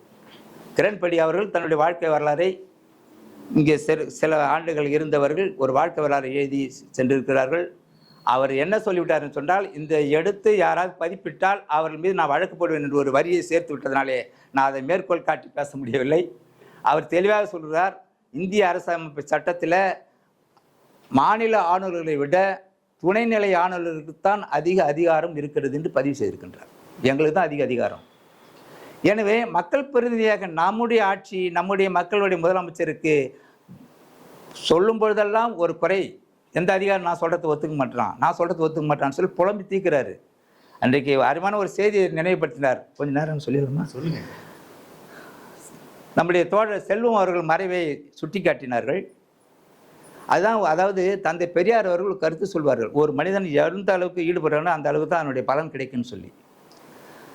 இவர்கள் எல்லாம் என்று சொல்வார். ஐயா சொன்னது மாதிரி செல்வத்தினுடைய உடலை அவருடைய தந்தைக்கு பக்கத்திலே அடக்கம் செய்ய வேண்டும் என்று விரும்பினார்கள். நான் அங்கே சென்றிருப்பது என்னுடைய கருத்து தெரிவித்தார்கள். நான் அந்த அவருடைய செல்வத்தினுடைய மகளை ஐயாவில் அழைத்து கொண்டு முதலமைச்சருடைய பார்க்க சென்றோம். அப்போ இவர் சொன்ன மாதிரி அந்த நகராட்சியுடைய செக்ரட்டரி செயலாளர் அங்கே தான் இருந்தார். அப்புறம் ஒரு 5 நிமிடத்தில் நான் கூப்பிட்றேன், எங்கே கூப்பிடுங்க வர சொன்னார். உடனே கையெழுத்து போட சொன்னார். ஆனால் அந்த செக்ரட்டரி சொல்கிறாரு, அதுக்கு சட்டத்தில் இடம் இல்லைன்னு சொல்லிட்டார். அது பாரதிதாசனுடைய கல்லறை, அதில் அவங்க மகனு தான் அதில் பொருத்தம், அதுக்கு பிறகு வேறு யாருக்கு அந்த இடத்துல வைக்கக்கூடாது என்று அவர் மறுத்து விட்டார். அப்பொழுது தான் நான் முதலமைச்சருடைய சொல்லுகிறேன், ஐயா அவரும் ஒரு தமிழ் போராளி தான். ஒரு 10 நாட்களுக்கு முன்னால் ஒரு கும்பலோடு உங்கள்கிட்ட சண்டை போட்டார், ஞாபகம் வருதுங்களா? அப்போ நான் இந்த கைபேசியை கையில் எடுத்து, இதுதான் செல்வம், இவர் தான் 10 நாட்களுக்கு முன்னாடியே உங்கள்கிட்ட சண்டை போட்டார் என்று சொன்னதை பதிஞ்சினார். அப்படியே பதிஞ்சினார். அவர் ஒரு தனித்தமிழ் பற்றாளர். ரங்கசாமி அவர்கள் தனித்தமிழ் பற்றாளர். அந்த ஈர்ப்புடைய உணர்ச்சி தான் என்ன ஆச்சுன்னாக்கா, அந்த அதிகாரியை மறுத்ததும் அவரும் தமிழ் போராளி தான், அவருக்கு இடம் கொடு, ஒரே வார்த்தை தான் சொன்னார். அப்படியே கையெழுத்தாயிடுது, அவ்வளோதான். அது மாதிரி ஒரு அதிகாரத்தை பயன்படுத்துவது கூட ஒரு முதலமைச்சருக்கு இல்லை. ஒரு அதிகாரி மறுக்கிறான், என்ன அதுதான் இந்த நம்முடைய உரிமையெல்லாம் பறி போயிடுது. அதுக்கு பிறகு மாநில இழந்த உரிமைகளை மீட்டெடுக்க வேண்டும் என்பதற்காக 1969ஆம் ஆண்டிலிருந்து மாநில அந்தஸ்து என்று மாநிலத்தை நாம் கேட்டுக்கொண்டிருக்கிறோம். முதலிலே 1969 புதுவை சிவம் மிகப்பெரிய ஒரு புரட்சி கவிஞருக்கு அடுத்து நேரடியே வாரிசாக விளங்கிய மறுமலர்ச்சி கவிஞர், சுயமரியாதை கவிஞர், பெண் உரிமை பாடிய கவிஞர் புதுவை சிவம் அவர்கள் பாராளுமன்றத்தில் பேசுகின்றார். நாடாளுமன்றத்தில் அவர் மாநிலங்களவை உறுப்பினர் இருக்கும்போது பேசினார். 69 எங்களுக்கு மாநில அந்த தகுதி வேண்டும் என்று பேசினார். 69 அதுக்கு பிறகு 1981 சட்டமன்றத்திலே தீர்மானம் கொண்டு வருகிறார்கள். தொடர்ந்து இந்த ஆண்டு 2025 வரையிலும் 16 முறை தீர்மானங்கள் நிறைவேற்றியிருக்கிறோம். ஆனால் தீர்மானங்கள் நிறைவேற்றுமே தவிர அதுக்கான முயற்சிகளே அதற்கு தாண்டி போக மாட்டோம். இப்பொழுது நம்முடைய சட்டமன்ற உறுப்பினர், இப்பொழுது சுயேட்சை சட்டமன்ற உறுப்பினர் ஒரு 4 நாட்களுக்கு நமது மக்கள் கழகம் என்ற ஒரு அமைப்பை தொடங்கியிருக்கின்றார். அவர் தான் என்ன செய்தார், ஒரு பெரிய இளைஞர் படையை திரட்டி கொண்டு புது டெல்லிக்கு சென்று அங்கே போராட்டம் பண்ணார். போராடினால் கிடைக்கும். அப்போ கிடைக்காது என்கின்ற பொழுது அதிகாரிகளை விரட்டி வேலை வாங்கலை என்ற ஒரு சூழ்நிலை இருக்கின்ற பொழுது புதுச்சேரியுடைய நலத்திட்டங்கள் எல்லாம் பாழ்பட்டு போகின்றன. இந்த அதிகாரிகளை பெறுவர்கள் என்பவர்கள் ஒன்று ஆளுங்கட்சி எதிர்கட்சி, அவருக்கு அதிகாரம் கொடுக்கூடாது, இவருக்கு அதிகாரம் கொடுக்குது. அப்படி தான் ஒரு கட்டத்தில் 1985 சுஷ்மா ஸ்வராஜ் அமைச்சராக இருக்கும் பொழுது பாரதிய ஜனதா ஆட்சி, நம்முடைய பேராசிரியர் பாட்டாளி மக்கள் கட்சியினுடைய MP பேராசிரியர் ராமதாஸ் அவர்கள் இருந்தார்கள். அவருடைய ஏற்பாட்டிலேயே, அவருடைய குழுவிலேயே அப்போ முதலமைச்சர் ரங்கசாமி அவர்கள் இவர்களெல்லாம் சேர்ந்து அந்த மாநில அந்தஸ்தை பெறுவதற்கான சூழ்நிலை உருவாக்குகிறார்கள். அங்கே மத்தியில் டெல்லியில இருந்து சுஷ்மா ஸ்வராஜ் புதுச்சேரிக்கு வருகிறார்கள். அவருடைய ஏற்பாட்டிலே ஒரு ஆய்வரங்கம் நடக்கின்றது. ஆனாலும் எல்லாம் 75 விழுக்காடு மாநில தகுதி கொடுக்கலாம் என்ற முடிவுக்கு வந்ததற்கு பிறகு அதை கொடுக்காமல் நிறுத்திவிட்டார்கள். ஒரு கட்டத்திலே ரங்கசாமி முதலமைச்சர்னா நாராயணசாமியும் ஒரு பொறாமை, அது இந்த நேரத்தில் கொடுக்கக்கூடாது, அப்போ சிறப்பு மாநில அந்தஸ்து கொடுக்கணும்னு சொல்லிட்டு ஒரு இதாக போட்டு கொளுத்தி போட்டுவே அது நின்று போச்சு. இன்றைக்கு அந்த தகுதியெல்லாம் இருக்கிறது. நம்முடைய எனக்கு நேரம் தான் நிறைய சொல்லுவேன். சில பேர் மாநில அந்தஸ்து வாங்கினாக்கா அரசியல்வாதிகளுடைய நலனுக்காக தான் என்று சொல்கிறாங்களா, அது அப்படி அல்ல. அத்தனை தகுதிகளும் புதுச்சேரிக்கு உண்டு, வருவாய் உண்டு. இங்கே நம்முடைய விருப்பத்துக்கு ஏற்ப தொழில்களை பெருக்கலாம். இடஒதுக்கீடு, ரிசர்வேஷன் இடஒதுக்கீடு நம்முடைய விருப்பத்துக்கு ஏற்ப கொண்டு வரலாம். வளமையான பூமியை நம்ம உருவாக்கலாம். அயல் நாடுகளிலே கடன் பெறலாம், ஒப்பந்தங்கள் போடலாம். இன்னும் மேலாக பிரான்ஸ் நாட்டுடைய அதிகாரத்தோடைய ஒப்புதலோட நாம் புதுச்சேரியை வளர்த்திருக்கக்கூடிய சூழலாம் நாம் மாநிலமாக ஆகிவிட்டால் கிடைக்கும் என்று அவர் பேராசிரியர் ராமதாஸ் அவர்கள் எழுதியிருக்கின்றார்கள். எனவே இன்றைக்கு மாநில உரிமை படிப்படியாக நாம் இழந்து கொண்டிருக்கின்றோம். அந்த வகையிலே நாம் அதை மீட்டெடுப்பதற்கான ஒரு சூழ்நிலைக்கு நாம் வந்தாக வேண்டும். அந்த வகையிலே இன்றைக்கு மறைக்கப்பட்ட வரலாறுகளை மீட்டு உருவாக்கம் செய்வதற்காக இது போன்ற ஒரு நிகழ்ச்சியிலே என்னை பேச வைத்து உங்கள் முன்னாலே என்னை அந்த நினைவுகளெல்லாம் பகிர்ந்து கொள்வதற்கான வாய்ப்புகளை உருவாக்கி கொடுத்து, இது ஒரு நேரம் அதிகமாக இருந்தால் 2 மணி நேரம் ஆகும். புள்ளி ஒருத்தோடு நான் கிட்டத்தட்ட ஏற்கனவே இதெல்லாம் பயிற்சி பெற்றவன். ஆனாலும் குறிப்பாக சிலவற்றை மட்டும் அந்த நாள் கிழமை அந்த தேதியோடு கொடுக்கலாம்னு சொல்லிட்டு வந்து அந்த குறிப்பெல்லாம் கூட எடுக்க முடியல.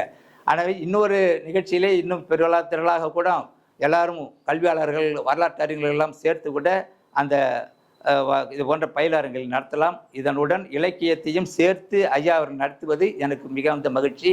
ஏனென்று சொன்னால் புதுச்சேரி பாவேந்தர் பாரதிதாசனுடைய தமிழ் இயக்கம் கண்ட புதுச்சேரி. பாரதிதாசன் அவர்கள் பிரெஞ்சுக்காரன் காலத்திலே தமிழ் புதுச்சேரி என்று தான் இதை அழைத்தார். பிரெஞ்சு இந்திய தமிழ் புதுச்சேரி, அதாவது இந்தியா என்று அவர் ஏற்றுக்கவே இல்லை, பிரெஞ்சு இந்தியா என்று தான் அவர் ஏற்றுக்கல, தமிழ் புதுச்சேரி என்று தான் அவர் அங்கே எழுதியிருக்கிறார்.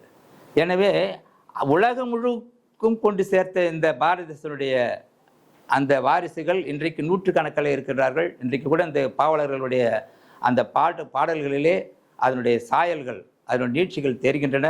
ஆய்வாளர்கள் நிறைய பேர் தோன்றி கொண்டிருக்கிறார்கள். ஏராளமான ஆய்வாளர்கள், அதாவது இங்கே கல்லூரியில் இருக்கின்ற ஆய்வாளர்கள், பல்கலைக்கழகத்தில் இருக்கின்ற ஆய்வாளர்கள் எல்லாம் ஏராளமாக ஆய்வு செய்கிறார்கள். ஆனால் அவையெல்லாம் மக்கள் முன்னே போய் சேரவில்லை. அனைத்திலும் அம்மா அதாவது நிறைய போலிகள் உருவாக்கி இருக்கிறார்கள். ஆய்வே செய்வதில்லை. ஏதாவது கிரிக்கெட் நான் ஒரு ஆய்வாளர்னு சொல்லிட்டு அந்த எல்லா இயக்கங்களையும் அப்படித்தான் கெடுத்து கொண்டிருக்கிறார்கள். அவற்றில் தான் ஒரு விழிப்புணர்வு உருவாக்கப்பட வேண்டும். புதுச்சேரியுடைய உரிமைகள் காப்பதற்கு எதிர்காலத்தில் நிறைய நாம் வேலை செய்தாக வேண்டும். நமக்கு அடிப்படை உரிமை இருக்கின்றது. இன்னும் அவன் பிரெஞ்சுக்காரன் சொல்ல ஒரு உரிமை நமக்கு நான் இது சம்பந்தமாக உயர்நீதிமன்றத்திலே வழக்கு போடலாம் என்று ஆலோசனை நடத்திய நேரத்திலே அந்த வழக்கறிஞர்களுக்கு 62 அதெல்லாம் முடிந்து விட்டது, அதற்கு பிறகுலாம் உங்களுக்கு உரிமை இல்லை என்று ஒரு வழக்கறிஞர், உயர்நீதிமன்ற வழக்கறிஞர்கள் என்று எங்களிடம் கூறினார்கள். நாங்கள் தான் சொன்னோம், நான் அவர் போட்ட பிரெஞ்சுக்காரன் செய்த ஒப்பந்தம் 32 ஒப்பந்தத்திலே நமக்கு அடிப்படை உரிமை இருக்கிறது. அவர்கள் என்ன சொல்கிறார்கள் என்று சொன்னால், இந்த புதுச்சேரியிலே ஏற்படுகிற சிக்கல்களை தீர்க்க முடியவில்லை என்று சொன்னால் முதலிலே நீங்கள் இருவரும் இந்தியாவும் புதுச்சேரியும் சேர்ந்து பேசுங்கள். அப்படியும் தீர்க்க முடியவில்லை என்று சொன்னால் உலக நீதிமன்றம், பன்னாட்டு நீதிமன்றத்தில் சென்று உங்களுடைய பிரச்சனையை தீர்த்து கொள்ளலாம் என்று அதில் நமக்கு உரிமை கொடுத்திருக்கின்றான். அந்த உரிமைக்கு உயிர்ப்பு உண்டு. உயிர்ப்பு பெறுவதற்கான சூழலை நாங்கள் உருவாக்கி கொடுக்கிறோம். எனவே புதுச்சேரியிலே வந்து குடியேறியவர்கள்னால் நாம் எல்லாரும் குறை சொல்லவில்லை, இந்த மண்ணை ஆளலாம் என்று சொல்லி இந்த மண்ணுடைய உரிமைகளை பறிப்பதற்காக படையெடுத்து கொண்டிருக்கிறார்கள் அல்லவா, அவர்களெல்லாம் ஒரு புரட்சியை உண்டாக்கக்கூடிய சூழல் உருவாகி இருக்கின்றது.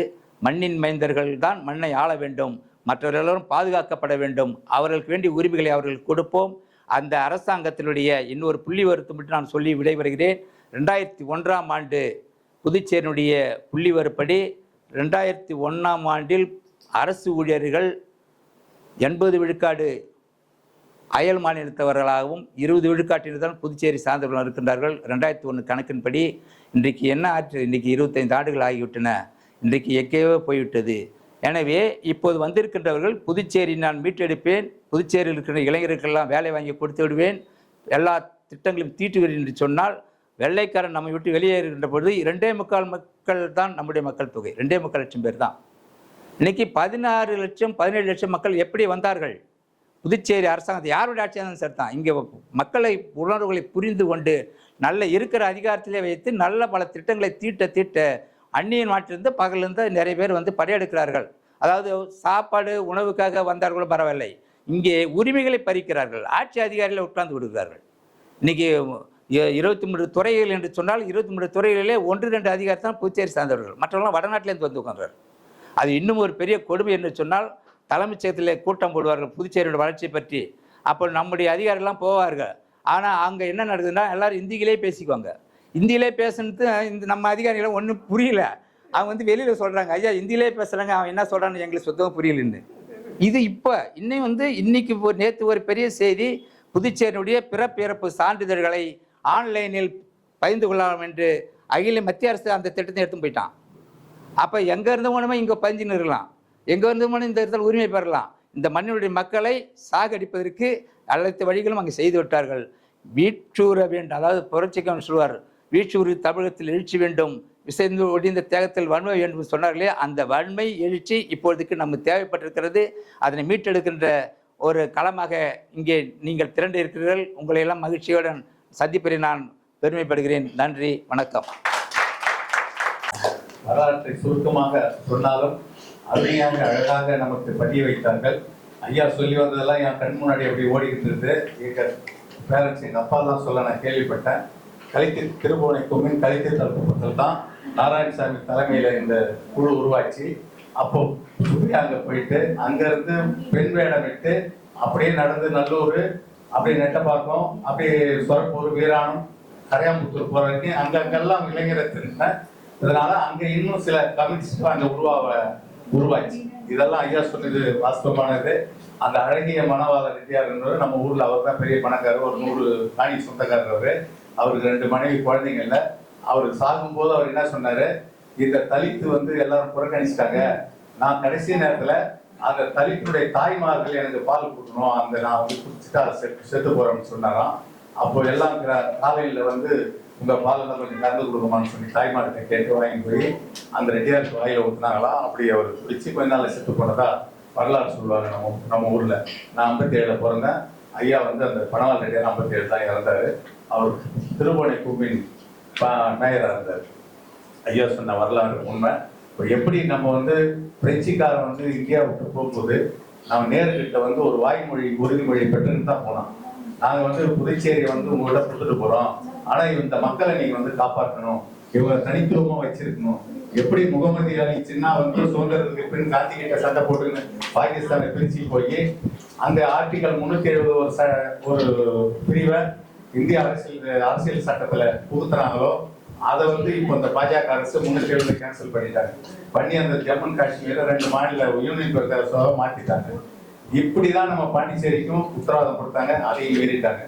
இப்போ ஒரு அண்மை செய்தி என்னன்னா, 4 மாதங்களாக ஒரு அமைச்சருக்கு துறை இல்லை. அது போயிட்டு நம்ம அமைச்சர் கட்சி தலைவர் போய் ரங்கசாமி கேட்கறாங்க, அவருக்கு ஏன் துறை ஒதுக்கலன்னு. அவர் முதல் எந்த கட்சின்னு சொல்லு, அப்புறமா நான் வந்து அவருக்கு துறை ஒதுக்குறேன்னு கேட்டாலாம், வாய் முடிக்கணும் வந்துட்டாங்களாம். இதான் நிலை.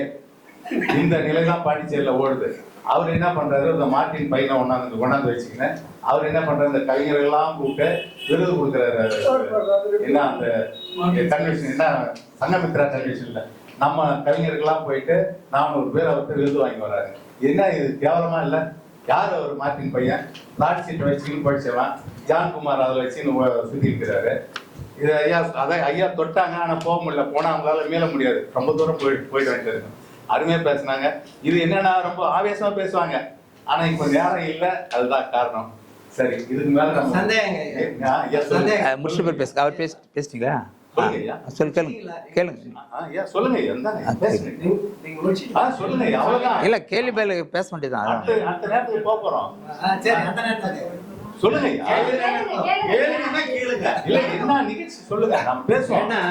இந்த புரட்சி வந்து அந்த எல்லையில தான் ஏற்பட்டது. ஆமா ஐயா, இங்க இல்லைன்னு ஐயா தான். ஆமா, அதுக்கு அடிப்படை காரணம் ஏதாவது ஒண்ணு இருக்கும். அது என்ன காரணம்? அடிப்படை காரணம் இங்க அரசு இருக்குது, தலைவர்கள் இருக்கிறாங்க. இப்ப நாம கூட ஒரு புரட்சி எங்க தொடங்குவோம்? அவங்களும் இங்க தானே இருந்தாங்க. அவங்களும் இந்த கட்டுப்பாடுல தான் இருந்தாங்க. வாவு ஐயர் வந்து இங்க வந்து ஒரு துப்பாக்கி வீரனை உருவாக்குனார். அவர் பேர் என்ன ஐயா? வாஞ்சிநாதன். இங்க வந்து துப்பாக்கி பயிற்சி கொடுத்தாங்க கருவடை குப்பம் ஓடையில. எங்க யார சொல்றதுக்கு? இந்திய நாட்டை ஆள்ற ஒரு சொல்றதுக்கு ஆஷ்துறையை கொள்றதுக்காக எங்க உருவாக்குனாங்க? கருவடை குப்பம் பள்ளத்தாக்கு. அந்த மாதிரிதான் அவங்க போய் ஒரு ஒதுக்குப்புறமான இடத்துல தான் புரட்சிக்காரன் உருவாகும். அங்கதான் உருவாக்குனாங்க. எனக்கு தெரிஞ்ச செய்தி சொல்லுங்க. இல்ல நீங்க சொல்லுங்க. அதாவது முப்பால் இலக்கிய பேரவை இன்று வெற்றிகரமாக செயல்பட்டு வருகிறது என்றால் ஐயா கலிய பெருமாள் அவரோடு இருக்கக்கூடிய மற்ற தோழர்களுடைய ஒத்துழைப்போடு இது சீரும் சிறப்புமாக நடந்து கொண்டிருக்கிறது. இதுக்கு ஆக்கமும் ஊக்கமும் தந்து ஒத்துழைப்பு கொடுத்து நமக்கு எல்லா விதத்திலேயும் உதவியாக இருக்கக்கூடியவர் ஜிபி இல்லாத உரிமையாளர் பன்னீர்செல்வம் அவர்களும் இதில் வந்து அதிகமாக ஈடுபாடு கொண்டிருக்கிறாங்க. அதனால இப்படிப்பட்ட ஆட்களில் நிறைய பேர் இன்னும் நம்ம அங்கத்தினர்களாக சேர்த்து தொடர்ந்து இந்த அமைப்பு வெற்றி காண்பதற்கும் உங்களுடைய ஒத்துழைப்பை நல்கும்படி கேட்டு இந்த வாய்ப்பை எனக்கு கொடுத்தமைக்கு நன்றி சொல்லி விடைபெறுகிறேன். நன்றி. சங்கம் வைத்து பிறந்தவளே, அங்கம் முழுதும் நிறைந்தவளே, கண்ணீர் நீராய் கரைந்தவளே, கடவுள் உருவாய் தெரிந்தவளே, மொழியாய் வந்த நிறையே, வள்ளுவன் உரைத்த உரையே, உடம்பில் உயிருள்ள வரையே, தமிழே எனக்கு இறையே, பிறந்து சிறந்த மொழிகளுக்கிடையே பிறந்தே சிறந்த தாய்மொழியாம் தமிழ் மொழிக்கும் தமிழர்களாகிய உங்களுக்கும் அன்பின் வணக்கம். கவிதையின் தலைப்பு: புதுச்சேரியின் அருமைகளும் பெருமைகளும். வரலாற்று பெருமைகள் நிறைந்த ஊர், விடுதலை வீரர்கள் உதித்த இடம், பாரதி கண்ட கனவுகளும் பாரதிதாசன் பாடலும் நிறைந்த இடம். பாரதி கண்ட கனவுகளும் பாரதிதாசன் பாடலும் நிறைந்த இடம். பிரெஞ்சு வாசனையும் தமிழ் மனமும் பின்னி பிணைந்த புதுச்சேரி. அரவிந்தர் ஆசிரமும் மன அமைதி கிடைக்கும் வசந்த இடம். கடலலை தழுவும் கரையோரம், கலை பண்பாடு பொங்கும் நம் மனதோறும். சுதந்திரமான வாழ்க்கை முறையும் உண்டு, சுதந்திரத்தின் சங்கமமும் புதுச்சேரி. மன அமைதி தேடும் பயணிகளுக்கு மகிழ்ச்சி அளிக்கும் வண்ண சோலை. கவிஞர்களின் காவியம் பேசும் புதுச்சேரி, கவிஞர்களின் காவியம் பேசும் புதுச்சேரி, கலைகளை வளர்க்கும் புதுச்சேரி. அனைவருக்கும் இனிய மாலை வணக்கம். புதுச்சேரியின் அருமைகளும் பெருமைகளும். புண்ணிய பூமியாம் புதுவையில் வசிப்பது நமக்கு பெருமை. 200 ஆண்டுகள் பிரெஞ்சியர் ஆண்ட வரலாறு உண்டு. ஆங்கிலேயர் ஆட்சியும் சில ஆண்டுகள் நடந்ததுண்டு. ஆனாலும் பிரெஞ்சியர் ஆட்சியின் ஆதிக்கமே நிலைத்தது, நீடித்தது. தமிழ்நாடு, கேரளம், ஆந்திர மாநில எல்லை இதற்குண்டு. பிராந்தியங்கள் 4 ஆனாலும் கலாச்சாரம் ஒன்றே உண்டு. அருள் தரும் ஆலயங்களோ ஆன்மீகத்தின் அடையாளங்கள். மத நல்லிணக்கத்தின் அடையாளமாய் தேவாலயம், மசூதிகள். தொல்லியல் பெருமைக்கு அரிக்கமேடு துறைமுக பகுதி. வணிக பெருமைக்கு காந்தி வீதியின் சண்டே மார்க்கெட். நேரான வீதிகள், வெளிநாடு போன்ற பாரம்பரிய கட்டிடம். விழாக்கள் கொண்டாட்டத்திற்கும் என்றும் குறைவில்லை. உயிர் தியாகம் செய்து வாங்கிய விடுதலை வீண் போகலாமா? தியாகிகளை வணங்கி அவர் தியாகத்தை போற்றுவோம். மத்தியின் பிடியிலிருந்து விடுபட்டு மாநில தகுதி பெறுவோம். சாதி மத வேறுபாடு கலைந்து வளமான புதுவை அமைப்போம். அனைவருக்கும் மீண்டும் ஒரு முறை என்னுடைய வணக்கத்தை தெரிவித்துக் கொள்கிறேன். அதாவது உப்பிட்ட வரை உள்ள அளவு நினைவாங்க. இந்த நன்றி உரையை கண்டிப்பாக உப்புக்கு தான் உதாரணமாக சொல்லணும். ஏன்னா அறுசுவை உணவு கொடுத்தா கூட உப்பு இல்லாட்டா அதை நம்ம ஒரு சுவையாக சாப்பிட முடியாது. அந்த மாதிரி நம்ம எத்தனை உரைகள் பேசினாலும் கடைசியாக நன்றி உரை என்பது வருவதற்கு நம்ம கொடுக்கின்ற மரியாதை. உப்பால் இலக்கியத்தின் சார்பாக அந்த மரியாதையை கொடுக்குறோம். அது மட்டுமல்ல, எல்லோரும் எதிர்பார்க்கின்ற இறுதி உரை நன்றி உரை தான். எப்படா பேசுவாங்க, எப்போ போகலான்ற மாதிரி. அதன் சார்பாக முப்பால் இலக்கிய பேரவையும் பொறையூர் ஜிபி லதர்ஸும் இணைந்து நடத்தும் 17வது மாத நிகழ்ச்சிக்கு வருகை புரிந்திருக்கும் சடகோபன் ஐயா அவர்களையும், இந்த நிகழ்ச்சிக்கு பொருளுதவியும் நிதி உதவி வழங்கி நம்மளை சிறப்பித்துக் கொண்டிருக்கும் பன்னீர்செல்வம் ஐயா அவர்களுக்கும், மற்றும் தலைமை தாங்கி நடத்தி கொண்டிருக்கும் கவியுகன் ஐயா அவர்களுக்கும், மற்றும்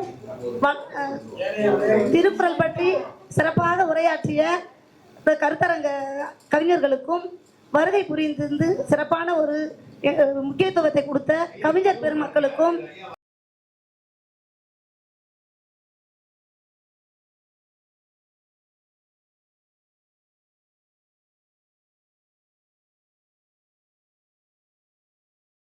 வருகை புரிந்திருந்த கவிஞர் பெருமக்களுக்கும், சிறப்பான ஒரு புகைப்படம் எடுத்த ஐயா அவர்களுக்கும் முப்பால் இலக்கிய பேரவையின் சார்பாக எங்களது நன்றியை தெரிவித்துக் கொள்கின்றோம். நன்றி, நன்றி, நன்றி, வணக்கம்.